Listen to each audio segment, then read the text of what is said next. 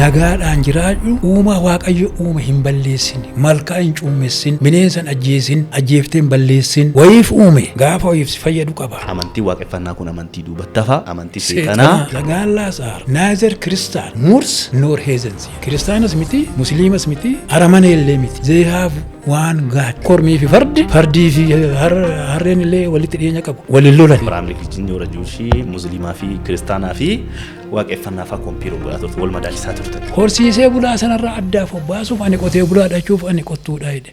Ati Oromoo dhawetteen si lola. An Oromoo miti abboo baran qottuudhaa siin jedha. Nama qofaa keessatti miti bara bineensi safuu beekaa bara. Bineensi halkan ba'u guyyaa hin ba'u guyyaa boolla keessa oolee halkan ba'a. Yoo guyyaa ba'e maal ta'a safuu cabse. Amantii waaqeffannaa fi sirni gadaa walitti dhufeen inni qabu fakkeenyaaf abbaan gadaa jira abbaan duulaa jira. Ayyaan akka waan ergamaa waaqaati ispiriitiidha. Waaqni ispiriitiidha akka Oromooti. Waaqa gurraacha yoo jennu oloo ol ilaallee nullee gurraacha waan taaneef gurraachallee waan jaallannuuf waaqa gurraacha jenna malee ayyaantuun Oromoo qaalluun Oromoo ani waaqa ija kootiin argeera gurraacha an jedhe hin jiru. Fuudhaaf heeruma irratti Oromoon abbaa torba lakkaa isaasitti waliin fuudhu. Waldaan Maccaaf Tuulamaa maqatu Maccaaf Tuulamaa malee waldaa Oromooti. Sirbaanuun jedhanii hin sirbine aadaa keessan abaaraa jedhanii hin abaarree maqaa keessan jijjiiraa jedhanii hin jijjiirree maqaa lafa keessanii jijjiiraa jedhanii hin jijjiirree of arrabsaanuun jedhanii of arrabsine uummanni koo bareedee akka ba'uun barbaada. Uummata Misiriin immoo iyyoomsaa jedha bazbizuu jechuudha imbeezilizam jechaadha.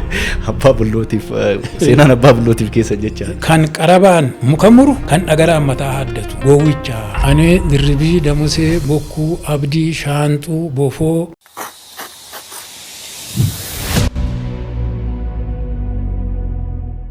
Yoo warra keenya akkam naga jirtu maatiiwaatiin alaamanni isin nagaa kun Nubiyaa Poodkaastiidha. Nubiyaa Poodkaastiin siizinii jalqabaatiin ammoo yookaan kutaa jalqabaatiin namoota seenaa duudhaa fi aadaa uummata Oromoo beekan barreessitootaa fi qorattoota Oromoo as istiidiyoo keenyatti affeeruudhaan turtii gaarii yookaan ammoo qophii barsiisaa fi bashannansiisaa ta'e kan isin biraan ga'u ta'a. Keessummaan keenya har'aa qorataa fi barreessaa sirna gadaa yookaan ammoo aadaa Oromoo keessattuu amantii waaqeffataa irratti ilaalcha Oromoo irratti kitaaba isaanii keessatti haala gaariidhaan kan ibsan waldaa jalqabaa yookaan ammoo yeroo afaan Oromoo dubbachuun ulfaatutti qabsaa'otaa fi sabboontota Oromoo ciccimoo argachuun baay'ee ulfaataa ta'etti kan hundaa'e pirezidaantii waldaa Maccaaf Tuulamaa kan ta'an obbo Dirribiidha wajjin tura.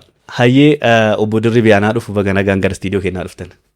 Galatooma isinillee baga of ijaartanii wanta kanaa qopheessitanii akka aadaa fi eenyummaan Oromoo baramu ifa ba'u gootanii milkaa'aa fuulla'aan jedha. Hayyee galatooma dhugaa saatii kanatti saatii qaalii keessan gubdanii as dhufuun keessanii baay'ee gammachuu guddaan natti dhagamee isin ajjiin ammoo taa'ee akkanatti waan Oromoo irraa haasa'uuf ammoo aniyyuu akka carra qabeessaatitti of laalaa. Namni hunduu isin beekaa garuu akka aadaa Oromootitti namni yeroo of barsiisu akkatti of barsiisu qaba Oromoon. Mee akkasitti daawwattoota keenyaa wal nu baraa. Ani dirribii damusee bokkuu abdii shaanxuu bofoo reeddee mutuluu igguu dubbannoo kuraa iluu galaan kuttaayee liiban macca raayyaa nagawoo gurraacha booranaa Oromoo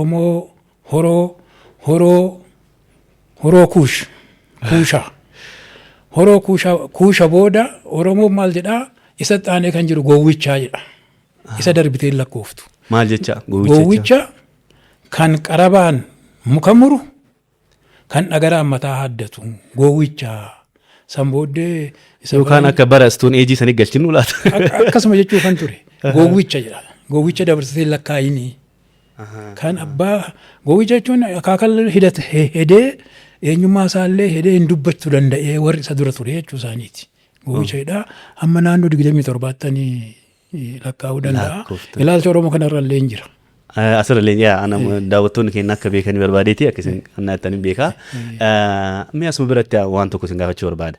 Uummanni Oromoo maaliif hidda isaanii akkasitti ijoollee daa'imummaan yaadada daa'imummaa keenya irratti yeroo nu abbaa keenya haga yookaan haga dandeenye lakkoofnu mucaan kun cima mucaan kun namaan jedhan akka ciminnaatti ilaala warri kun illee yeroo barreessu yeroo cimina Oromoo keessaa tokko sanyii isaanii laakkaa'uudhaan tokkoffaadha jedhanii barreessan.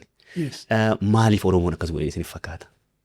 Oromoon akka gaarii tokkoffaa namni hunduu hundee qaba.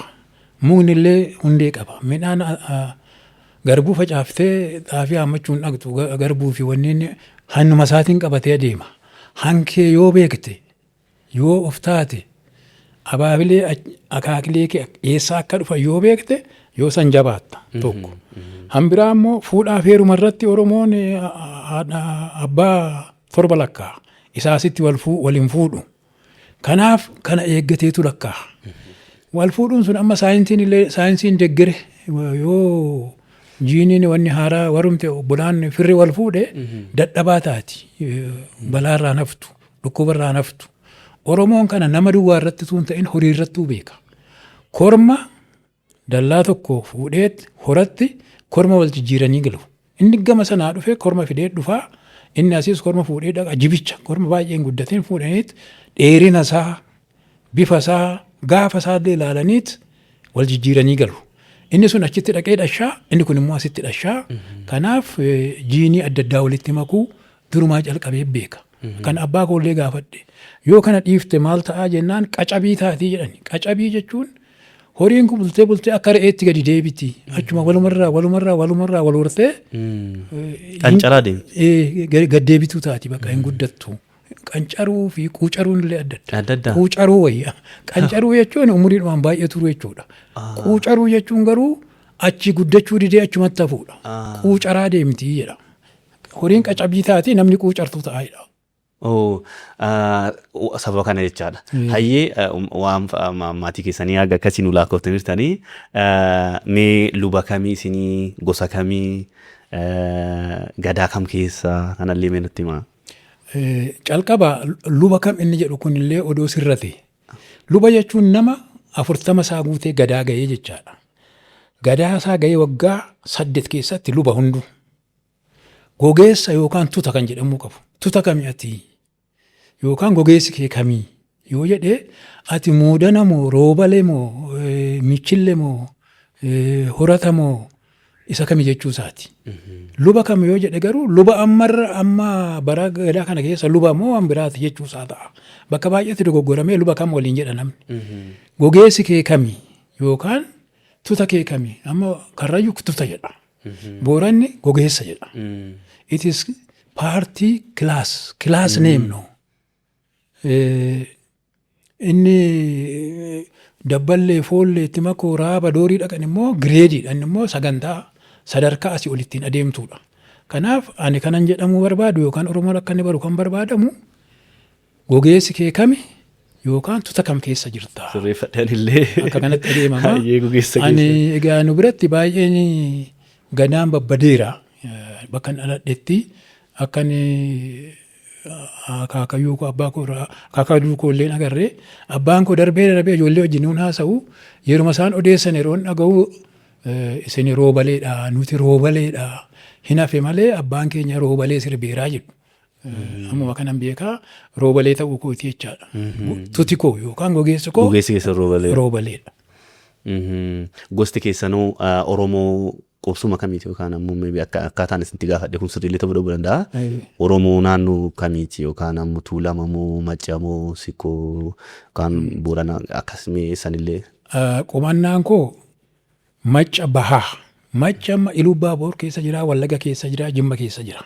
Macca Bahaa kan jennu Macca warra bishaan gibeetii gara bahaatti hamma Addis Alamitti jiru jechaadha. Macca Bahaa yookaan immoo Shawaa Lixaa naannoo sana bakki dhaloota koo qubannaan gara sana jechaadha. Garattaan gaafii kiyya garattaanuti isin deebsisaa. Isin yeroo umrii keessan isinitti dhalattanitti naannoo isin guddattan naannoo Maccaa yookaan Tuulama kanallee haa ta'u namni yeroo isin dhalattanii guddattanii mana barumsaa seenee barumsa baratu dhibba garagaraatitu irra gaha. Maybe wannummaan isin qorannoo kanatti faa waa'ee barreessuu waan seenaa Oromoo kana laaluu kanatti illee isin galchee xiiqii yeroo sanillee ta'uu danda'a. Mee akkaataa guddina keessanii maaltu akka qorannoo kanatti seentan isin godhee maqaan keessanuu ka dur dhalootaa obbo Dirribiidha. Waan fakkeenyaaf abbootiin keenya nama barumsaa yoo seenaa maqaa dhalootaan jijjiiraman. Isin yeroo barumsa seentan isin jijjiiramoo akkamiin biraa sana haasofnu? kan koo hin jijjiiramne kan abbaa koo jijjiirame guutamaa ture. Ashkara mana Qanyaasmaach Waldi Gabriel jedhamu tokkotti galeeti inni Damis jedheen malee maqaan isaa guutamaadha. Abbaa haadha koo haadha guutamaa jedhuun ishii beeka. Haadha guutamaa jedhuun guutamaa abbaan koo maqaan. Hankoo hin jijjiiramne dirribii fi dirribaa baafata Oromoon. Dirribaan hana wasiila koo hangafni koo waan jiruuf akka walitti makamneef hankoo dirribii godhani. Silaa kan ta'uun irra jiru dirribii guutamaa bokkuuti. Guutamaa sana immoo Qanyaasmaach Waldi Gabrieltu jijjiiree akka kanatti maqaan kan bahee dhiibbaan jiru xinnoo yoo hin dheerata ta'e malee akkanitti dura kanan barumsa seene. Amma yeroon umurii kana gahee deebi'ee ilaalu ijoollummaanuu calqabee ani xinnoo ishee waanan jedhetti gogu. Waanan jedhe sana dhiisuu nama hin barbaanne fi waan naan galle immoo nama gaafachuu barbaadu isa jedhutti of fudhadhaa. Maaltu ta'ee dhukkuba tokkotu jirti garanaa keessanitti beekamuu isaan beeku wasee jedhanii amma karaa saayinsii yoo ilaalu dhukkuba lapheen natti fakkaata. Lapheen kee si rukutaa dandeessee hin deemtuu midhaan si jibbisiisaa biyyee diimaa bichaa nyaachuu jaallatama.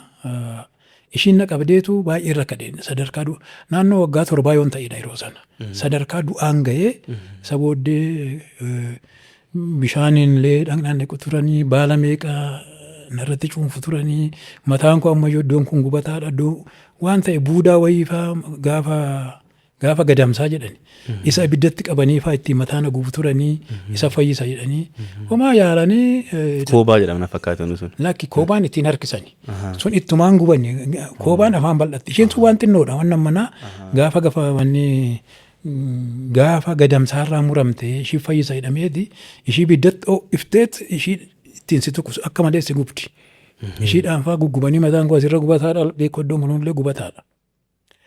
Homaa dadhabamnaan namicha abbaa bulloo jedhamu tokko sheekii gara laga gibeerra jiraatu musliima inni fayyisaa dhaqaa fidaa jedhan gatiin isaa hamaadha. Jibicha tokkoo kennitee malee dhufu. Nan kennaa jedhee abbaan koo ilma lammaffaadhaan baay'ee akkan du'u waan hin barbaanneef nan kennaa dhufu jedhee namichi kun yeroo dhufu anaa godoonaa ijaartu namichi kun musliima baddaa sheekiidha.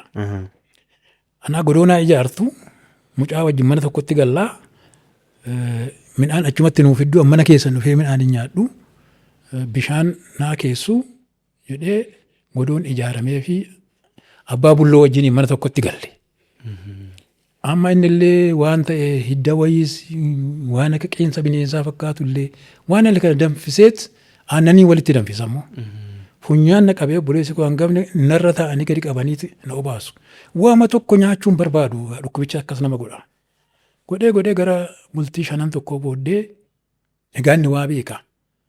Otoo hin deemini maal godhaa abbaan bulloo kitaaba dubbisa. Quraana san dubbisa natti fakkaata. Yoon taa'ee ilaalu jedha sagalee isaanii hin dhagahu. Ittiin kolfee abbaa bulloo bara akka maraatu kophaa odeessaa jedhee. Latti kolfee inni illee lakki kophaan odeessa miti kitaaba kana waliinan odeessaa jedhe. Kitaabni hin dubbatti jennaan hin dubbatti jedhe. Akkasiiree mukni haati koo irra keessee qoraan fal'atu tokko jira. Kenni dhaqee achirra kaayatan asiin gidduu seenaa yeroo isheen sitti dubbattu hin dhaga'an jedheen. Jennaan hin kennamu sitti jedhee quraan argitee hundatti hin kennamu natti fakkaata quraana waliin. Yoo amantii musliimaa illee hin taane hin kennamu baay'ee. Hin kennu jedhee ishee atumti kaayeen jedheen. Tole jedhee hirkisee kaaye. Ani gidduun dhaqee gachiise. Jaarsi numa jedhaan homaan dhaga'u. Hin sobdan dubbattuun jedheen. Nama barate malee nama kitaaba qara'e malee hundatti hin dubbattuu naan jedhan. Anaan namni cimaan bara sana abbaa kooti. Abbaa kootti hin dubbattuu jennaan isattis hin dubbattuu jedhan. Hin baranne waan ta'eef. Jennaan maaliif jennaan nama barate duwwaatti dubbattu jedhan bakka. Ani yoon du'e yoon jiraadhe garuu baradhee akka kitaabni abbaa bulloo natti dubbattu ta'uun qaba jedheen itti ka'ee abbaan kollee mana barumsaa nagashuu didee nama harree keenya kadhachuu dhufe taasisaa wayyeessaa jedhamu faana badeen mana barumsaatti akka lakkoofsa biyya kanaatti 1953 geedootti innumti waasii ta'ee nagashee mana hiyyeessa qoraan gurguree jiraatu tokko keessa na kaa'ee akka malee rakkadhee beela'ee namummaadhaa ba'ee abbaan koo waan didee dhaqeef galaanaan kennu namichi immoo ofiifuu hiyyeessa akka sanatti rakkadheetuman jiru gara waggaa yeroon kutaa 3 ga'u mana barsiisuu isaatti galee isaanii bishaan waraabee wayyaa miicii buna danfisee ergamee hamma 7tti baradhe. Egaa akka kanatti gara barumsaa kanaan dhageessin jechuufani. Isa booddee natti mi'aawu calqabee barumsi maal akka ta'e. Akkuma isin irraa dhuftaniyyuu nama ajaa'ibaa. Abbaa bullootiif seenaan abbaa bullootiif keessa jecha. Abbaa bulloo waan guddaa hojjete. Mana barumsaa kamii barattani gara Finfinnee as dhiyaataa manni barumsaa itti barattani? Geedoo Dajjaazmaa Caacaa Timirti Beet jedhama. Geedoo tabbuma Geedoo irra jira amma jiraachuu isaan beeku. Yeroo sanitti yeroo barumsa seenan sanitti isin Oromoo qofa beektanii Amaariffaan baratanii dhiibbaan akka Oromoo ta'uun keessanii fi wanni isin irra ga'ee jiraa? Akka ga'uun irra ga'e. Hundumarra ga'e ana qofarra miti. Namoonni dhaga'uu hin danda'u. Maal godhama beektaa bara sana? 1 hamma 3tti dallaa mana barumsaa keessatti afaan Oromoo dubbachuu dandeessa. Maaliif hin beektu kaa? Saa gaafa kutaa 3tti dabartee afaan Oromoo dubbannaan hin garafamta. Namni kutaa 5 ga'e immoo namoota dallaa keessatti afaan Oromoo dubbatan caqaseet maqaa galmeessee daarekteeratti geessa. Ani garafamellee garafsiisellee har'a waa bare jedhee of hin jaju. Isa booddee maaltu ta'aa amma ani yeroo sana mana jaarsicha qoraan gurguruun jira wadhu kutaa 3 gadiin jira. Akka malee rakkinaanan jira.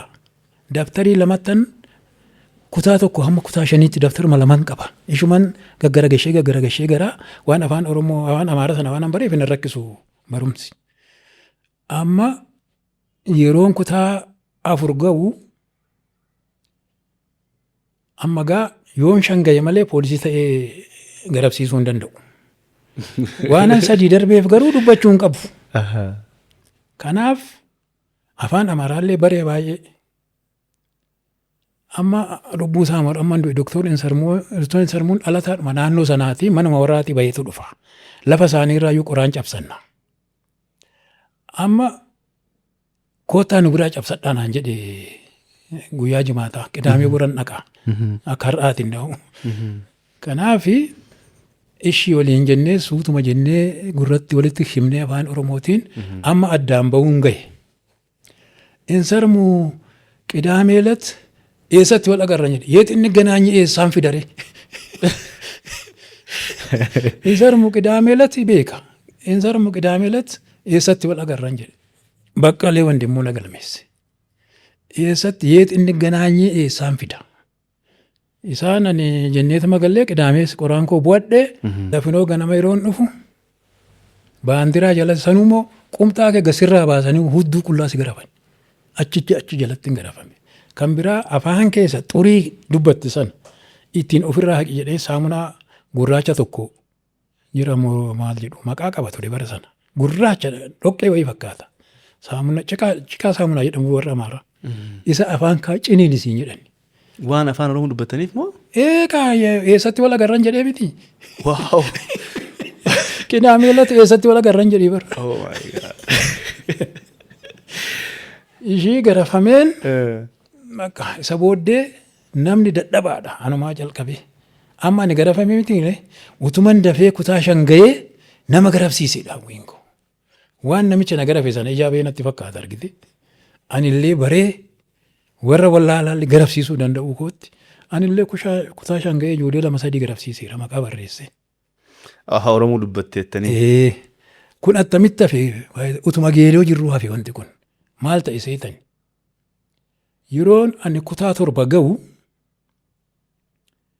barsiisaa yuunivarsiitii tokko hundaa'umsi fakkaata ammayyuu lubbuun jira Dooktor amma Piroofeesar ta'eera Addisuu Tolasaa jedhama.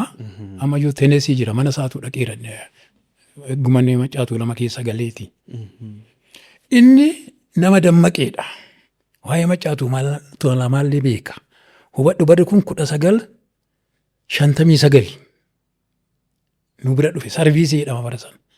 Hin eebbifamne dhufee nu barsiiseeti. Innillee isa ijoolleen garafamtu kanallee daa'imni aara. Barsiisaa fi barattuun immoo wal faana hin dubbannu. Aarii qaba. Diraamaan hojjechiise guyyaa walaajochi kan jedhan warri dhufaniiti. Bulchaan poolisiin maal dhufeeti waan tokko itti agarsiiftaa kubbaa fa'aa taphattaa ispoortii fa'aa diraamaa waan tokko agarsiifna yeroo sana. Amma Addisuun maal qopheessee yeroo midhaan feenee harreedhaan geessinee gurgurru. Namichi midhaan sirraa bitu suni inni afaan Amaaraati kan inni dubbatu. Inni illee waan ta'e sii kennaa. Ani diraamaa sana keessatti hirmaadhe. Ani maal ta'een hirmaadhee hojjaan koos gabaabduudha. Gurrarree jedhama nama harree harkisee miizana keetti miizana sanatti geessu. Anaafuu gubboo kennama hankeerraa jalliseen gara biraatti geessa. Akka bara sanaatti. Isa ta'een hojjedhe ani. Kana hojjennee namni kolfee namichi dhoksaadhaan nu barsiisaa ture. Tiyaatira namni biraan arguu mitiiree amma gaafa gadi ba'utti. Edaa addisuun daba hojjeta argitee nu dubbisaa guban qabnu. Daarekteerri illee agarree namni agarree nu hojjechiiseet gaafa jirre dhufan gadi baafnee agarsiifne. Nuti immoo jaallanne itti gammanne agarsiifne. Namni illee argee kolfee gale. Addisuun mana barumsaatii bahee balbaluma irratti poolisiin qabee hidhaa galche. Amma kana daba daladdeedhameetiin jecha. Hidhaa galche. Yoo inni hidhaa galchuu amma sababa Oromootiin hangarafama. Amma addisuun nama sarviisiidhaa dhufeedhaa dhalataadhaan nama Wallaggaatii fira achiin qabuu namallee beekame miti ganaa hubadhuudha naannoodhuma fulbaanaan keessa dhufee taasas keessaa hununuu reefu wal bara warra kutaatti nu barsiisu malee namni isaan beeku. Amma eenyu isaa gaafatu mana hidhaatti. Akka ta'etti rakkatee to'achi jiru guyyaa qidaamee tokko ijoolleen yeroon isaa gara taasaas birraadha. Agadaan kun gahee gara cabuu gaheera. Agadaa qabanneet akaayii boqqolloo akoofneet torba taanee gaafachuu dhaqne poolis dhaaba. Yoo dhaqnu badaasii nuun jedhani. Nutti agarsiisaa barsiisaa keenyatti jira addisuu nutti agarsiisaa jennaan badaasii nuun jedhani. Aarreetuma waan goonu dhabnee agadaa keenya nyaataa irraa deebine. Waa achi irraa hiiknu immoo koottaa nuun jedhe. Amma gammachuudhaan immoo fiignee dhaqne. Yoo dhaqnu maqaa keenya nu gaafate sarreessee barreeffate. Isa booddee lammata kotteen keessan akkas hin geenye deemaa nuun jedhe. Nu addisuun agarreen mallee. Edaa inni nu garafsiisuufi. Qidaamee oollee dafinoo mana barumsaa ammas fuudheet. Inni dura alcummee ture. Inni alanaa alangaa roobiitiin tokko keenya waame. Wanni dhaggeeffataan hubachuu qabu. Namni nu garafu Taamiruu Yaadataati. Nama Oromooti. Bulchaan aanaa sanaa Asfaawu Gammachuuti dhalataadhuma achiiti Oromoodha. Ajajaan poolisii Magarsaa Birruuti Oromoodha. Hubadhaa. Sirni attamitti akka hojjetu. Unumatu wal garafa. Sadan isaanii iyyuu warra aangoo qaban afaanicha sirriitti hin dubbatani. Garuu sirna sana waan ta'eef innaa kana keessan darbee jechuudha. Yeroo sanis immoo muuxannoo illee waan qabdaniif mana barumsaa illee namni umrii keessaniin jiru kan mana barumsaa seenee yeroo sanitti chaalenjii isaan keessa darbee fi waan san beeku hedduu miti amma Oromoo keessatti baay'ina Oromootii kompeeree ol goonu. Isin ammoo waan moor beektaniif biyyi kamiyyuu waan sabni biraa dhufee kolonaayiz godhee an akkuma kolonaayizeeshiniitiin waan fudhadhuuf jechaadha.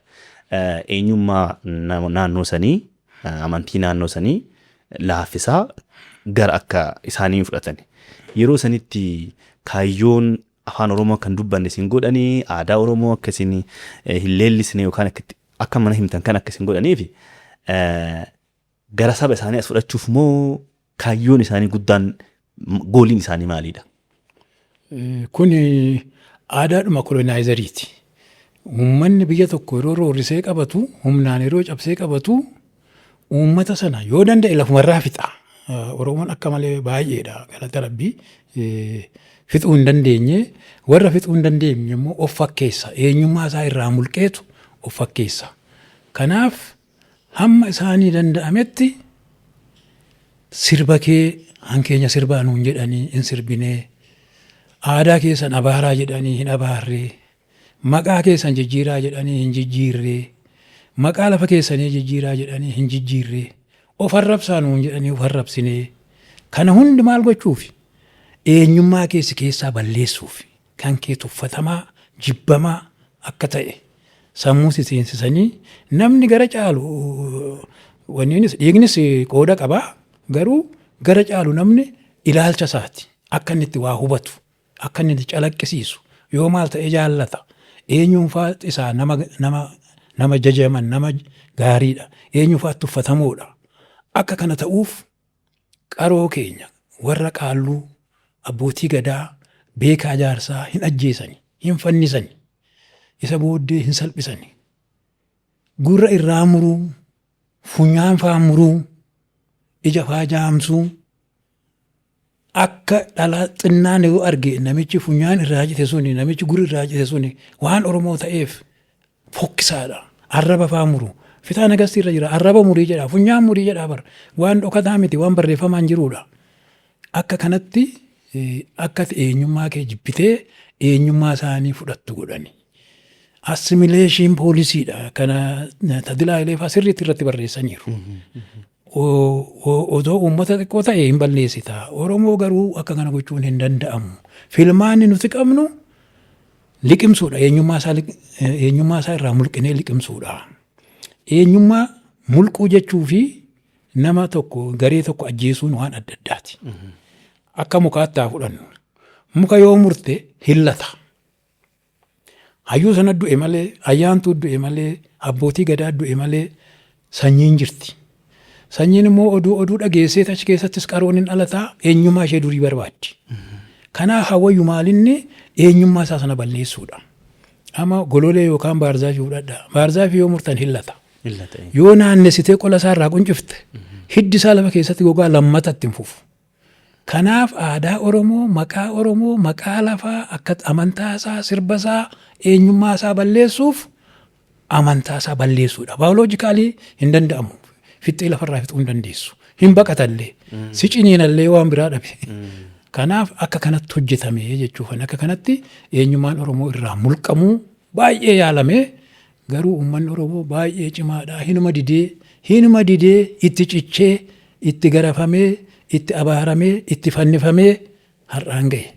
Asuma gullalleedha waan osoo Finfinnee keessa fudhannee Guraaraa Lataa abbaa gadaa bara sanaa turee hin fannisani.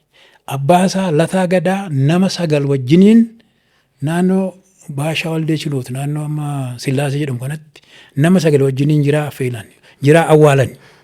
Oromummaa keenya hin dhiifnu waan jedhaniif. Akka kanatti waafnee warra dadhabaarraa, warra sodaatirraa, warri jirru deebittee lattee hin muran malee hin gogsine ergite. Utuu aadaa sana balleessanii ta'e goge bakka hin jiru. Akka kanattiin har'a geenyee jechuufani. Dhugaadhaa sababni fakkeenyaa fi wanni sun godhame akkaataa sun ta'amaa ture sirna san keessatti dhiibbaa guddaa geesseera.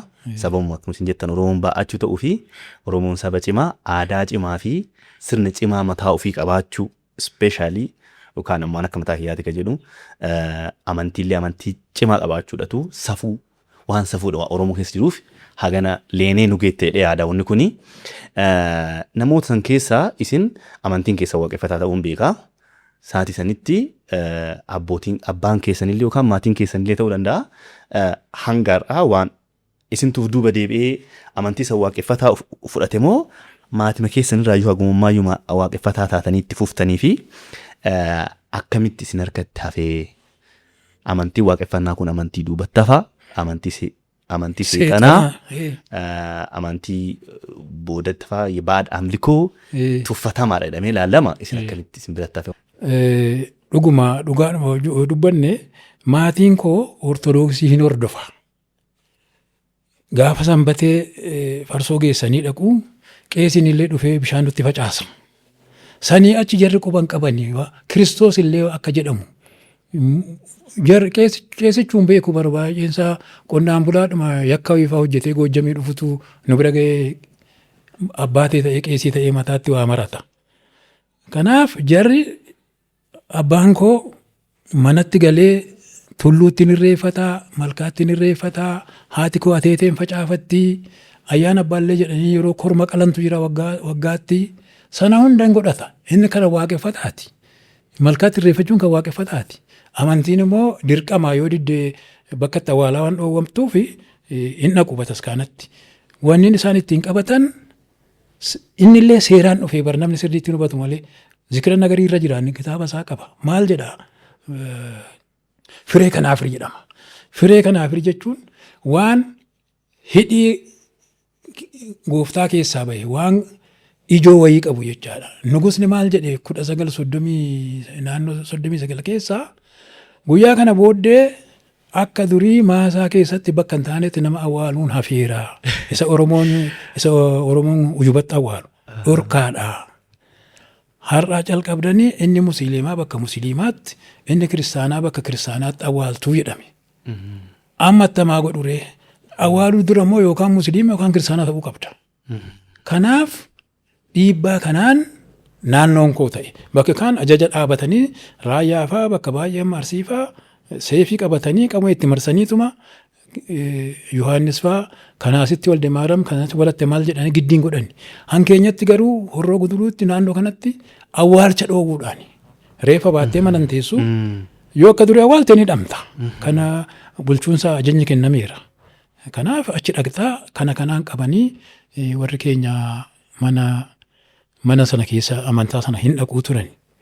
Kana faranjiin Tiriingaham jedhamu faranja miti araba namicha natti fakkaata. Faranjiin Tiriingaham hin qorate amantaan musliimaas amantaan kiristaanaas biyya kanatti sobaa. The Muslim in Ethiopia are Muslim at the mosque, pagan at the home. Woo manatti inni pagaa kan inni jedhu unuun jedha aramanis jedhan sana. Yoo masgiida dhaqan yoo bataskaana dhaqan yookaan musliimaa yookaan kiristaana mana isaaniitti garuu isuma durii sana isa duubatti hafaa sana godhatu jedhe. Maaliif yeroo ateetee facaafatan yeroo malkaatti qalanii irreeffatan yeroo dhibaafatan arge qorannaa godhe keessa qorannaa namni yoo dhaggeeffatu ji'a tokko ji'a lamatti fakkaata isaan waggaa 5 keessa turanii qoratu. Kanaaf haala kana keessan ture jechuufani. Kanaaf ani immoo ergan dhufee matsaaf quddusii kan jedhan kana matsaaf qulqulluu kan jedhan illee dubbisee quraana illee hanga tokko dubbisee keessumaa Isaayyaas bakka jedhu tokko keessa akka gaariitti wanni na godhe.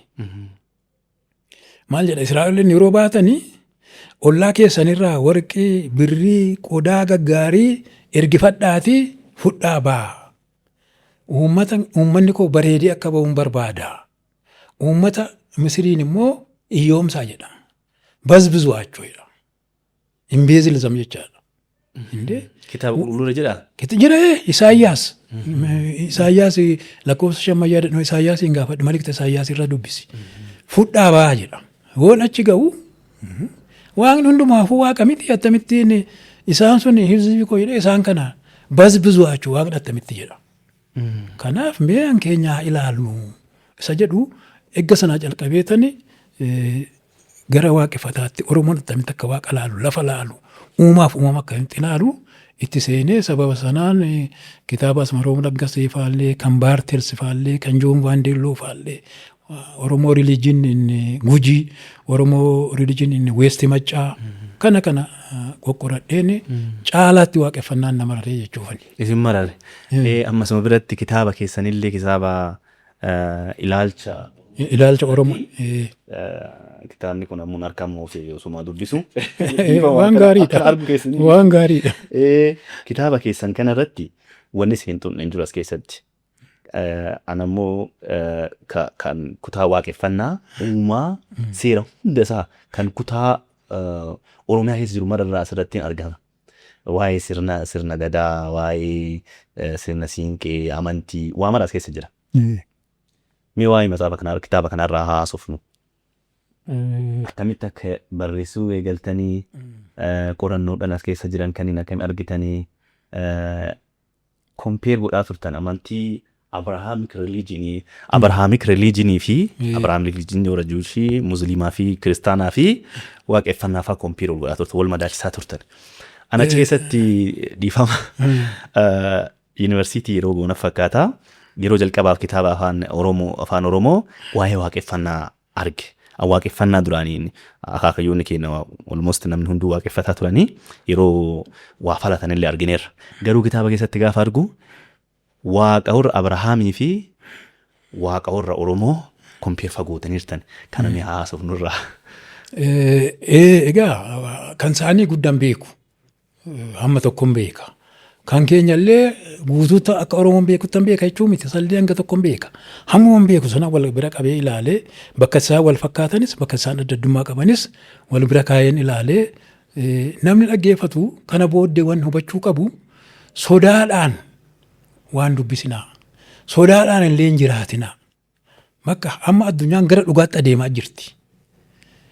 Beekumsi dhufee kominikeeshiniin baay'atee dhoksitee yoo kana dubbatte maqsafti moo maal jedhan balaa sitti bu'a jettee nama hin doorsisinaa. Dhugaa jiru ilaalaa, dhugaa jiru hordofaa. Calqaba amantiin waaqeffannaan amantiin waaqatu amantii kennee jedheen amanu. Amantiin kalaqa namaati. Namatu waan argeerraa safuurraa ilaalee akka kanatti adeemuu waaqni isin jaallata jedhe. Waaqni jira jedhee amana durumaa Oromoon. Waaqni jira. Uumaa lafa kana bishaan kana samii kana uume jira. Inni immoo akkatti adeemuu qaba. Safuu qaba. Safuu sana irrumaa jala Oromoon jila bulfataatuma waan meeqa bare. Wadaaja jedhu isaan jilayyuun jedhan booda jilli amma kana barame malee wadaaja bulfateeti wal waamee taa'eeti yeroo baatiin ba'u yeroo addeessi jiini lafa urjiin kun addeessu alatti wal waameeti wal gorsa. Kana godhin kana godhi waaqni kana jaallataa jedha. Waaqni ayyaana hafuura malee waan qabatamaa ijaan mul'atu miti. Waaqni ayyaana yeroo jedhu ayyaanni hunduu waaqa miti.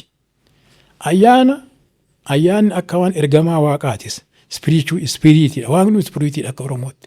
Waaqa gurraacha yoo jennu oloo ol ilaallee nullee gurraacha waan taaneef gurraachallee waan jaallannuuf waaqa gurraacha jenna malee ayyaantuun Oromoo qaalluun Oromoo ani waaqa ija kootiin argeera gurraacha an jedhe hin jiru.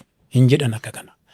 Waaqni sammuutti yaadu sitti uumee asaasaa waa sitti himaa abjuu keessa sitti agarsiisaa isa mariidhaan irratti mari'anneeti akkaataatti ayyaaneffamu goone. Kanammoo wadaaja irratti gareedhumti dhimma aadaa fi dhimma amantii irratti mari'atu wadaaja jedhama. Kan gadaa kora jedhama. Kora teenyaa jedhama. Inni bulchiinsa waraana naannoo irraa diina attamitti deebifnaa farda attamii qabnaa eenyutu gootaa eenyutu kana falmaa isa warra kora taa'utu murteessa.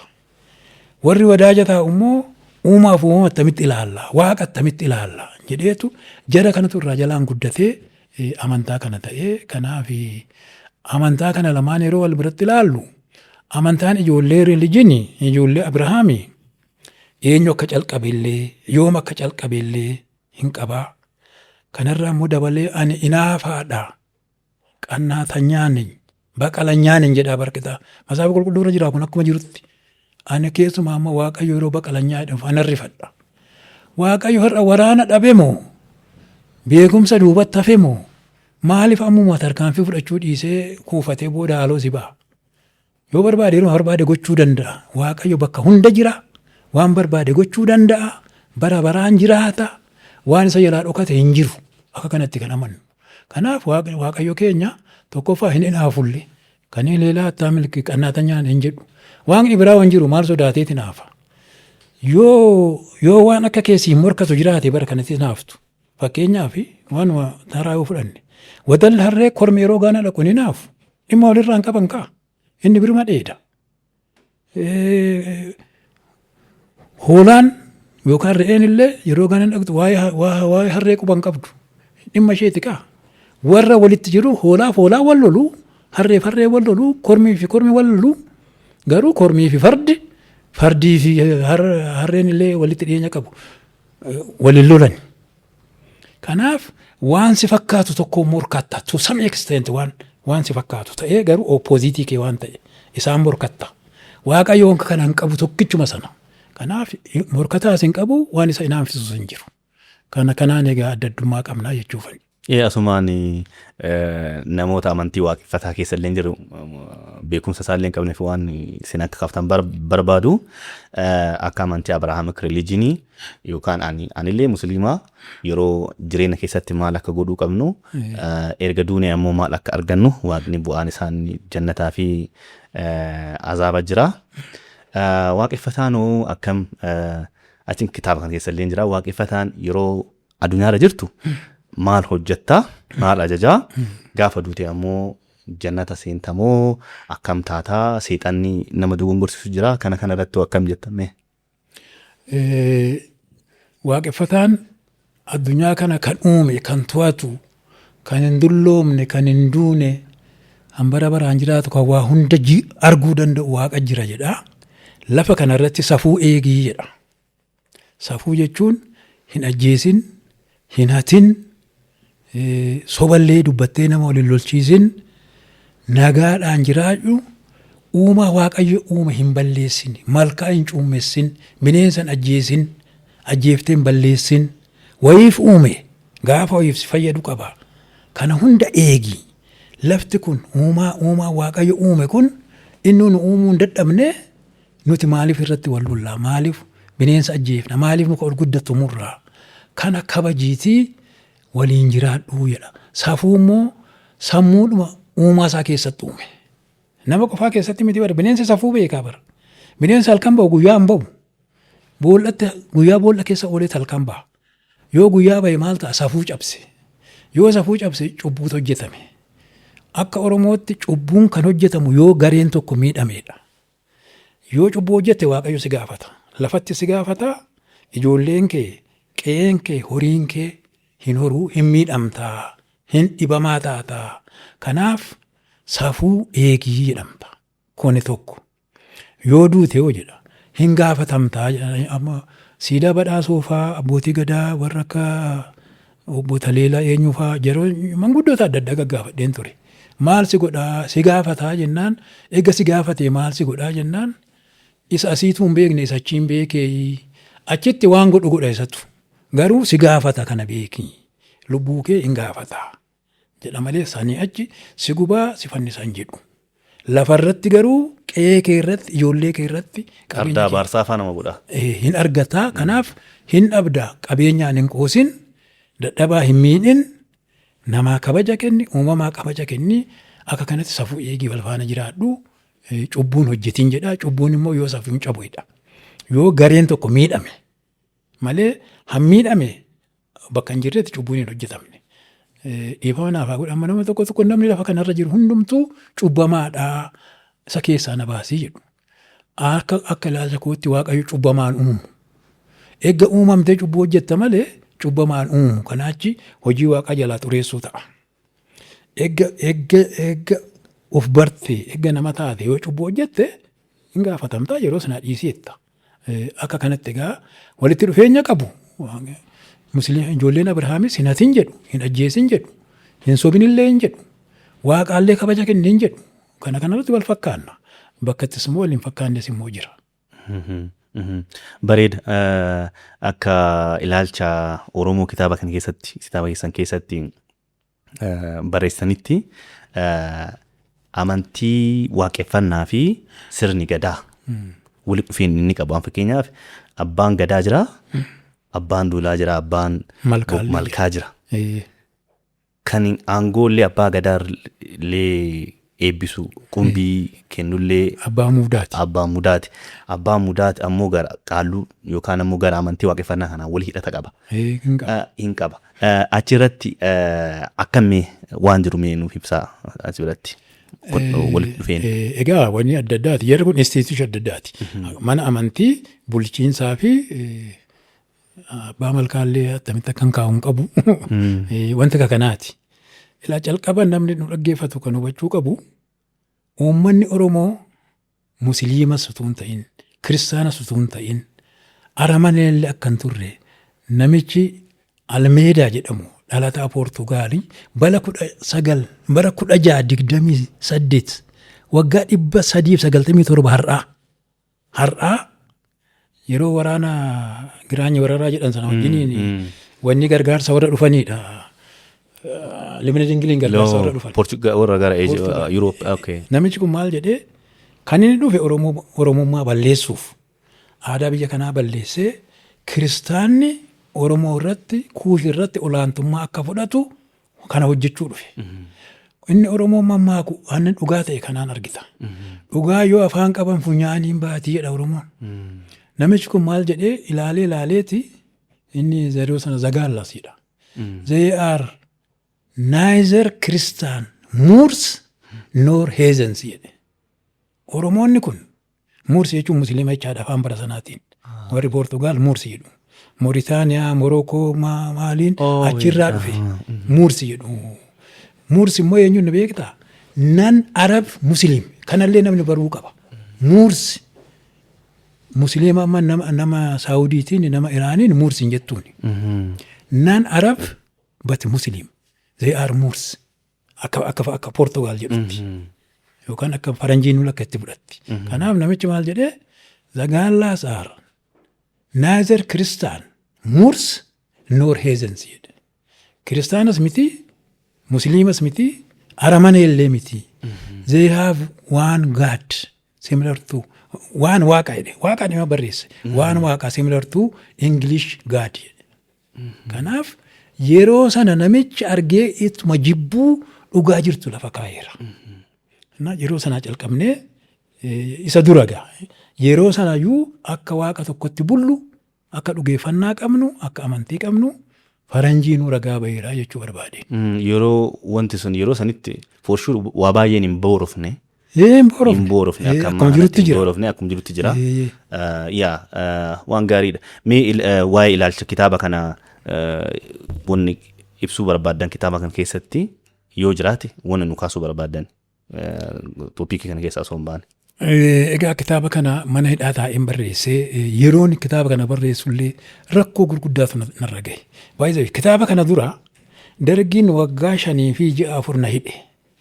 Hayilee Fidaafaa, Dooktor Isheetu Colleefaa, hayyoota bara sana jiru jedhaman Dooktor Daani'eel faa waan akkasii kana taaneeti hidhamne. Yeroo sana Hayilee Fidaa akkatti matsaafa dubbifnu waan meeqa na barsiise. Anatu hin ta'in hunduma keenya dirqamaan akka qorannu nu godhanne. Kitaaba Fidaa hin qorattaa galgala waan qoratte sanaa shaniin ramadamneetu dhiyeessina.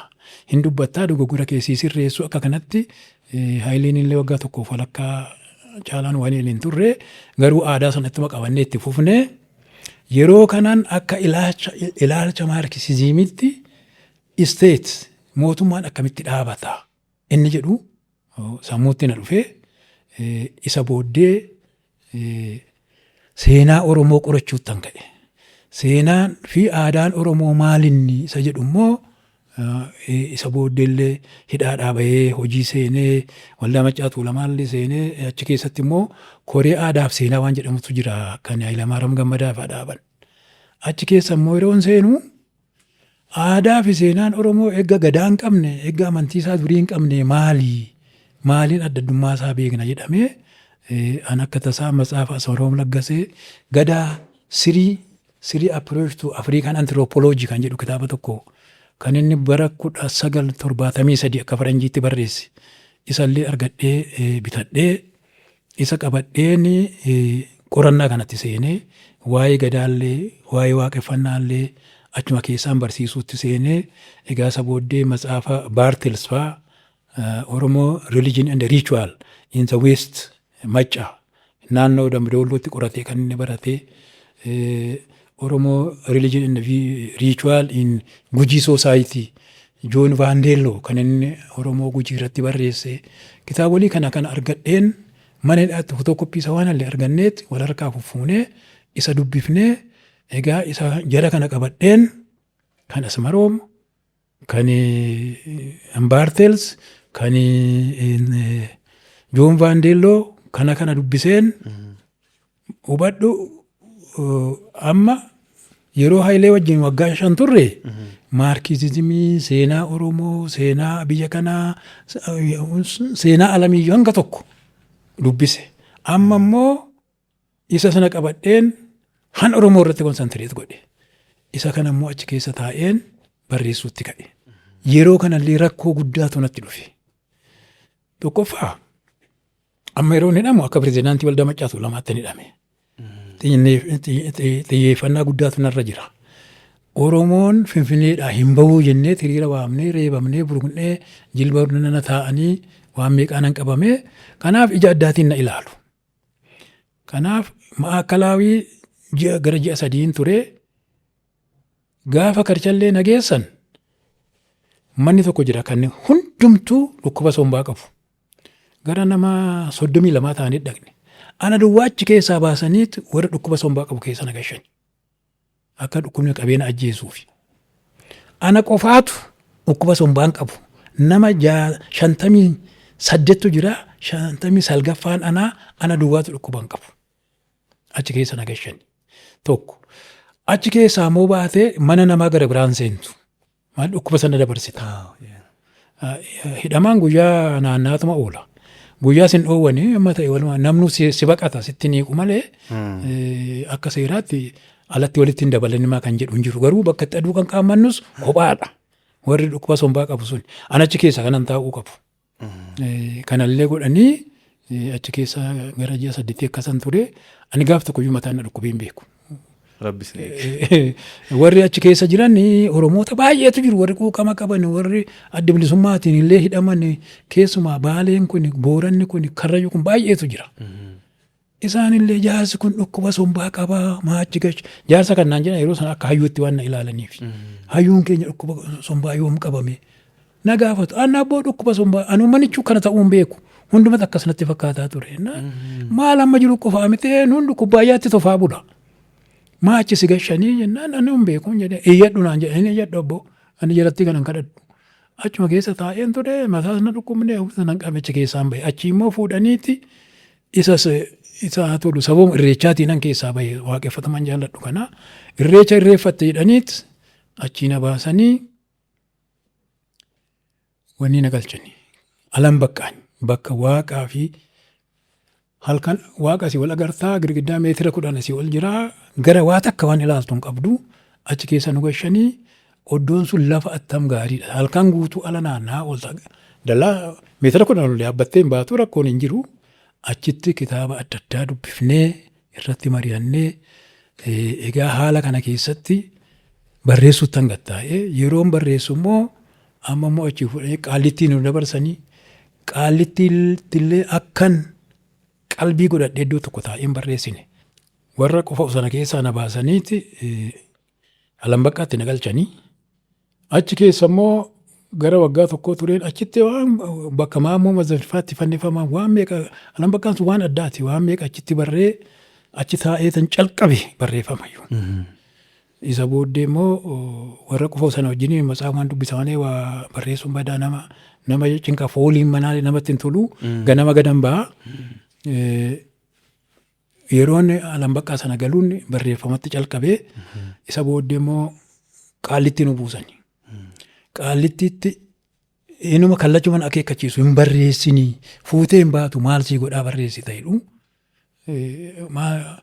Guggubeetan harka koo irraa yeroo aarri isaa sitti aaru yeroo gaagura hiinu dura akkas jedhama. Gaagura bartuu hiiteeti yookaan dubartiin yeroo hodhaa hodhitu gubdeet harka ishee aaratti aarfatti. Isa booddee harka tolta. Gubeetanii harka koo irra naannessee sukkuumaa isa booddee yeroon ba'u akka gaariittan barreessaa jedheetanii akka kana akka qoosaattan deebisaa ture. Jarri hin shakku hin jaallatani. Amma yeroon dhaqu zoonii tokko nagashanii zoonii tokko keessallee xinnoo tureen zoonii 3tti na dabarsani. Amma jarri na miidhuuf hojjetu yeroo zoonii tokkotti dabarsan nama haaraatiin wal barta. Keessumaa qaallittiitti yeroo zoonii tokkotti na geessan daganaa zoonii 3tti na dabarsan Walloo, Dambidoolloo, Karrayyuu, Booranaa, Arsii, Baalee akka odaatan argadde. Haajii Alii Baraartii fa'a amma sanyii san lakkaa'e fa'a anamma hamuma maccaan ga'an ture. Isa dabarsanii Oromoon gowwicha anamma achitti naan fuudhee adeeme Shee Alii Baraartii fa'i. Ani waan hodaan argadde. Garuu kan si rakkisu iddoo tokkotti jijjiirantu matsaafa walirraa ergifattu dhabdaa namaa waliin beektu bakki ciisaa siin ta'u balbalarra si kaa'u haaraa yeroo dhaqxu kana kanatu ture. Egaa kana hunda keessuma darbeen barreesse waraqata barreessitu hin bahu natti himameera. Garuu ijoolleen jiru gamni jiru anillee wanta kanatti nama dandeettii qabu miti. Nama approach godhee baay'ee wanni hin godhu. Ijoolleen maal godhanii isa barreeffamee dhume kana.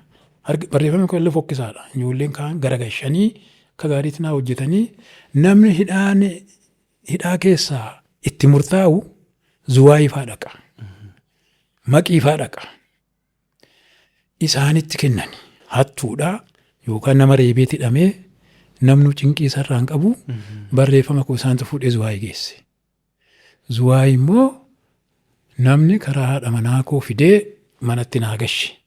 Haati manaa koo immoo nama amma lubbuun hin jirtu Noorweeyii dhuftee mana hidhaatu dhuftee na gaafattee ittan hime akka waan akkasii barreesseen haati manaa koos baay'ee fuutee mana jiraa yoo sii danda'ame fudhuu galiin jedhee maqaan ishii maanaa dhufuu dide. Maammee moo maammee wanta akkasiiti maammee jedhamti. Ishiin fuutee Suwiidinitti galteet achitti kompiitaraan hojjetamee yeroo sana maal jedhama milliid jedhama wanta akka wanni takka. Kattiini. Akkuma kaaseetti ammaa ta'uu isaati wantichi. Isatti hojjettee naa fiddee isarraa illee ilaaleen inni immoo namni Tasfaayee Kennaa jedhamu Ameerikaadhaa dhufee inni isheen fuutee dhaqxee gadaa fi waaqeffannaadha kan inni qabu. Maanaa dhufuu dide. Isa kan inni qabu. Anillee isaa asitti immoo seenaa Oromoo eegguman bahe waggaa tokko keessatti immoo itti daddabalee barreesseera. Isas godheen amma wanniillee xinnoo bare ayer mangadii keessa seenee waan hin beefi kompiitara waa barreessuu beeka durumaanu. Bara dargiin hin beeku malee isan deebi'ee hidhame kana beeka. Isa itti godheen Tasfaayee Kennee Ameerikaadha yeroo dhufu itti kenne. Ilaalchi Oromoo inni calqabaa Joorjiyaatti maxxanfame. Piroofeesar Mahammad Asanfaatu hojjetee nama Daraaraa Maatiifaatu isaantu buuk foormaat godhee ani eefoo akka kanatti hin erge. Waraqata fi isa maammeen Suwiidinitti hojjette. Isa walitti qabeen minteeppii jedhama wanta furdaa wayii tokko kompiitara keessa hin gala. CDdha waan akka CD CDti. Faayilii ka qabatu? Okay. Naa dhufuu dide maqaan isaa waan keessa jira. Jira amma booda wanni dhufe malee. Isarratti hojjetameet Tasfaayee Kennaa fuudhee Joorjiyaatti galee inni ilaalchi Oromoo maxxanfamee bahe. Innaa akka kanatti dhufe. Bara meeqa beeka jalqabaa? Bara 28 akka faranjiitti. Akka faranjiitti. Yookaan akka biyya kanaatti 2000 saafii dhumarra. 2000. Yeroo sana wanni ta'ee bahe. Yeroo sana yeroo sana maxxanfamee bahe. Haala kana keessa darbitan jechaadha. Obbo Dirribii marii gaarii taasisaa jirra. Dhugaa waan irraan fadheetu jiru yeroo isin haasoftan waan of duuba isin deebisuu barbaada. Tooppikii kana xumurree irraa waa'ee kitaaba kanaa wal qabatee garuu waan takka isin gaafachuu barbaada. Filooppii diiskii jedhama wantichi. Filooppii diiskii jedhama dhagaye. Filooppii diiskii jedhama. Faayilii isa rakkaatan dur. Dheenumayyuu isa rakkaatan jechaadha. Ati yeroo 2000 sani. Waan akkasii beeku. Haati ijoolleedha yeroo sana. Filooppii diiskii jedhama. Inni wayyaa'ee dhufe. Wanna duratti teeppii malee hin jiru. Filooppii diiskiin wanta furdaa kompiitara keessa galuudha. Okay. Hayyee kitaaba kana keessa waan dubbiseetu jira. Saniillee dabalatee naannoon kun naannoon birraa kun irreessa amma naannoon keessa jiru kun irreessi amma kabajamuuf deemaa jira. Akka Oromootitti Oromoon ammaa irreessa kana akka malee leellisa. Ittiin boonanii saatii Oromiyaa illee Oromoo urgooftuu biyya alaatitti illee biyya keessatti illee waa'ee irreessaa kana leellisanii. Irreessi ammoo aadaadhaa feestivaala fa jedhanii yoo waaqeffata jenne waaqeffataan irreessa ofaa miti ka qabu. Aadaa hedduu qaba waaqeffataa keessatti. Maaliif irreessi bichaan akkanatti irreessi qofti akkanatti beekamee namni illee akkana leellisaa kiristaanaa islaamni leellisaa dhiyenna kana immoo ibsa miidiyaadhaaf kennita wayiitu jira. Kan amantii biraa as keessa dhuftanii akka kanaan goonee jettanii waan jettantu jira. Sanirraa kaasnee gara tooppikitti aanutti deebina. Irreessi akkuma tasaa kana dura irratti kaaseera. Yeroon akkatti istees foormeeshinii Hayilee Fidaafaa wajjin baradhee deebi'ee bahu yeroon koree aadaaf seenaa Maccaatu lamaatti makamu aadaan Oromoo eegga waaqeffataa fi sirna gadaa hin qabne eessa jiraa jenne.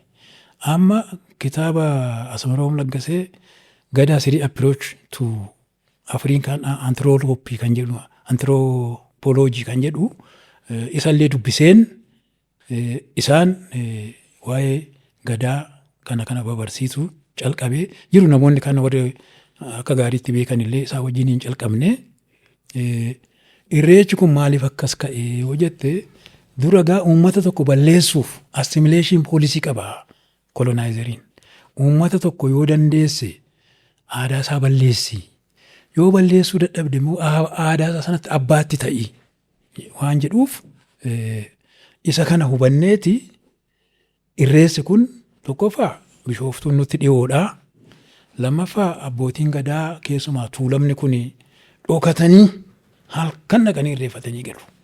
Kiristaana bara abbaan gadaa bayyanaan fa'a ammayyuu maqaa abbaa isaatiin taabonni dhaabate jira naannoo sana. Inni charchii keessaa qooda qaba. Kiristaana irra keessa.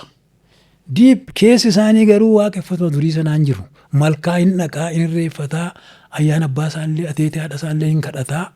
Kanaaf keessaan banne keessa jirti. Egaa gara irreechaatti hin deebi'aa. Uummata kana qabu akkuma dura sitti himee nu uf arrabsaa, abbaa keessan arrabsaa, malkaa keessan arrabsaa, sirba keessan geerrasa keessan tuffadhaa jedhamneerra ofiishiyaalii kana kan jiru. Uummata abichi kana keessa kan hammataa keessa jira. Warra qaqancaratu isheen durii isaan marartee dhokatee irreeffata malee yaangiin itti dhiiseera. Amma karaa Maccaa Tuulamaa dhaqnee bara duraa anuu keessan jiru nama 6 ta'anii dhaqani. Itti aananii 8 ta'anii dhaqani. Ani bara 14 ta'anii dhaqne. Dhaqnee namni barate jedhamu namni hojii mootummaa irra jiru attamitti irreeffata hojii seexanaa duubatti fa'aa kana jedhamee dargaggeessi keessumaa nu faana galagale. Jaarsolii warri dhokatanii arrabsamaa tuffatamaa irreeffatanis nutti makamuu calqabani. Egaa haala kanaan waggaa 2-3 keessatti wareegnee dhaadannoo barreessinee waaqeffataa ta'uun of ta'uudha.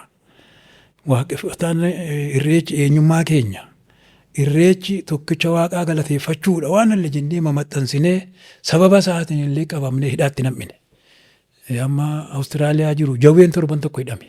Jawwee Booraa Gammachuu Fayyeeraa bultii 5 hidhame. Irreecha qopheessuu dhaqeeti irreecha yoo tuun irreeffatiin hafe hidhaatti galle. Ani sa'aatii 7tti hidhameen 11tti gadhiifame.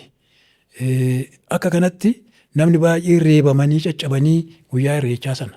Akkanatti jibbamnee ciniinnanneetti adeemnee irreechi kan inni aadaa waaqeffataa keessaa akka gaariitti ka'ee namoonni baranne jennu namoonni magaala keessa jiraannu isa durii sana qabannee waan kaafneef lafti isaallee immoo akka irra buusaa Finfinneetti dhiyoo waan ta'eef kanaan wal qabatee ka'e.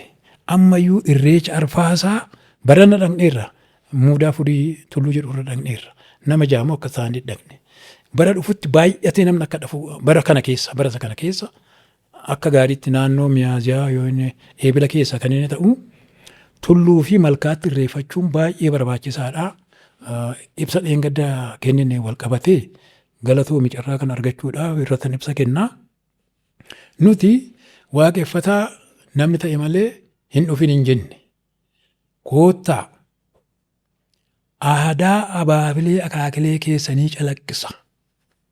Akka isaan duratti odoo amantaan kiristaanaa hin dhufin, odoo baayibilli hin dhufin, odoo quraan hin dhufin akkatti isaan waaqa galateeffatan ilaalaa gaafa sana. Baayibila hin fidinaa, quraana hin fidinaa. Gaafa sana Oromtichi maal jedhee waaqa galateeffataa? Attamitti faaruulleen jedhu Oromoon jeekkaraa? Attamitti waaqa yeroo dhaqu maal jechaa dhaqaa? Yeroo galu maal jechaa galaa? Attamitti uffataa? Daraaree fi marga qara maaliif qabataa? Hiikattamii qabaa? Gaafi sun kanumaaf haa oolu. Sirumaayyuu immoo haganaa bakka ardaan jilaa bal'aadha. Haganaan bakka murtoofte. Beeta Maqdes akka jedhaniiti iddoon sun. Bakka sanaa wala kana fuutanii hin seeninaadha kan jedhame. Musliimni koottuu irreeffadhu. Kiristaanni koottuu irreeffadhu. Yoo irreeffachuu dhiifte qooda irratti fudhadhu. Achi as dhuftuun abbaa keetii akaakilee abaabilee keetii garuu kiristaanni guyyaa dhufe qaba hin lakkaa'ama. Musliimnis Islaamnis guyyaa dhufe qaba hin lakkaa'ama. Isa dura akaakileen abaabilee keenya maal hojjetaa turanii? Kana walitti agarsiifnaa. Tokkummaa keenyaan wal jaalannee wal bira dhaabannaa. Kanarratti qooda wal faana haa fudhannu. Kanammoo duwwaa qaba miti. Karniivaal waan jedhamu warri Beeljiyeem qabu faranjiitti amanta'ootaati. Warri Biraaziil qabu, warri Kuubaa qabu, warri Giraanaadaa qabu, warra nama yaadadhu biyya adda addaa qaba. Jarri sun Musliimas Kiristaanas akka biyya isaaniitti. Garuu kan abbootiin keenya durii attamitti hojjetu isa jedhu namni amma deebi'ee of barbaaduutti calqabe. Wanni illee amma Giriikitti yoo Oloompikiin godhame yeroo si badhaasan hidda qal'aa mataatti si maru. Bara san akkatti marataa turan argite. Badhaasa si badhaaseetu amma waan ta'e warqee nama sii kennu amma warri kaan aarmaa biyya isaa aasxaa biyya isaa waan ta'e mormatti si diraa miti. Warri Giriik taru marga hidda qal'oo baala qabdu ishii sii maru. Dur yeroo Oloompikiin kun calqabame akka kanatti marataa jechaadha. Isa amma Oromoon yeroo malkaa bu'ee wanni godhu maratee galuu jechaadha. Kana isa durii haa ilaallu guyyaa tokkoof haganaa keessatti haa kabajnu. Achi dhuftanii Baayibilaan barsiisinaa, Quraanan barsiisinaadha. Malee kan jenne hin dhufinaa hin jenne. Amantii keessanis jijjiirradhaa hin jenne. Musliimni musliimuma. Oromoon baay'een musliima. Oromoon baay'een kiristaana. Oromummaa isaanii waan hir'isu hin qabu. Oromummaa kee garuu yoo aadaa kee beekte kan beekuu qabdu. Amantiin hundumtuu namaati calqabame. Kalaqa namaati. Amantiin immoo bakkatti calqabame sana aadaa sana qabatee ka'a. Tulluu biyya sanaa maqaa waama. Goota biyya sanaa maqaa waama. Malkaa biyya sanaa maqaa waama. Hankeenya oddootti ka'ee biyyuma kanaa hankeenya maqaas waamnee goota keenyas malkaa keenyas gaafa sana duwwaa achittaa hirreeffannuudha. Amantaa fedhe hordofii koottu qooda fudhadhu hankeesi jalaan faallessu egaa kan kee hannamaatti yoo dabalamte hin faallessa jedhu isa warra amantaa sanatu beeka. Isaantu beeka. Akkan keenyaatti garuu dhufuun isaanii malkaa keenyas hin booressu, waaqa keenyas hin mufachiisu, waaqa nuu roobee nuu magarsitee bishaan taliila kana nu obaafte sii galataa. Simbirruun galateeffatteedha Oromoon. Gaafa rooba argatte simbirruu keessa gangalattee galateeffatti.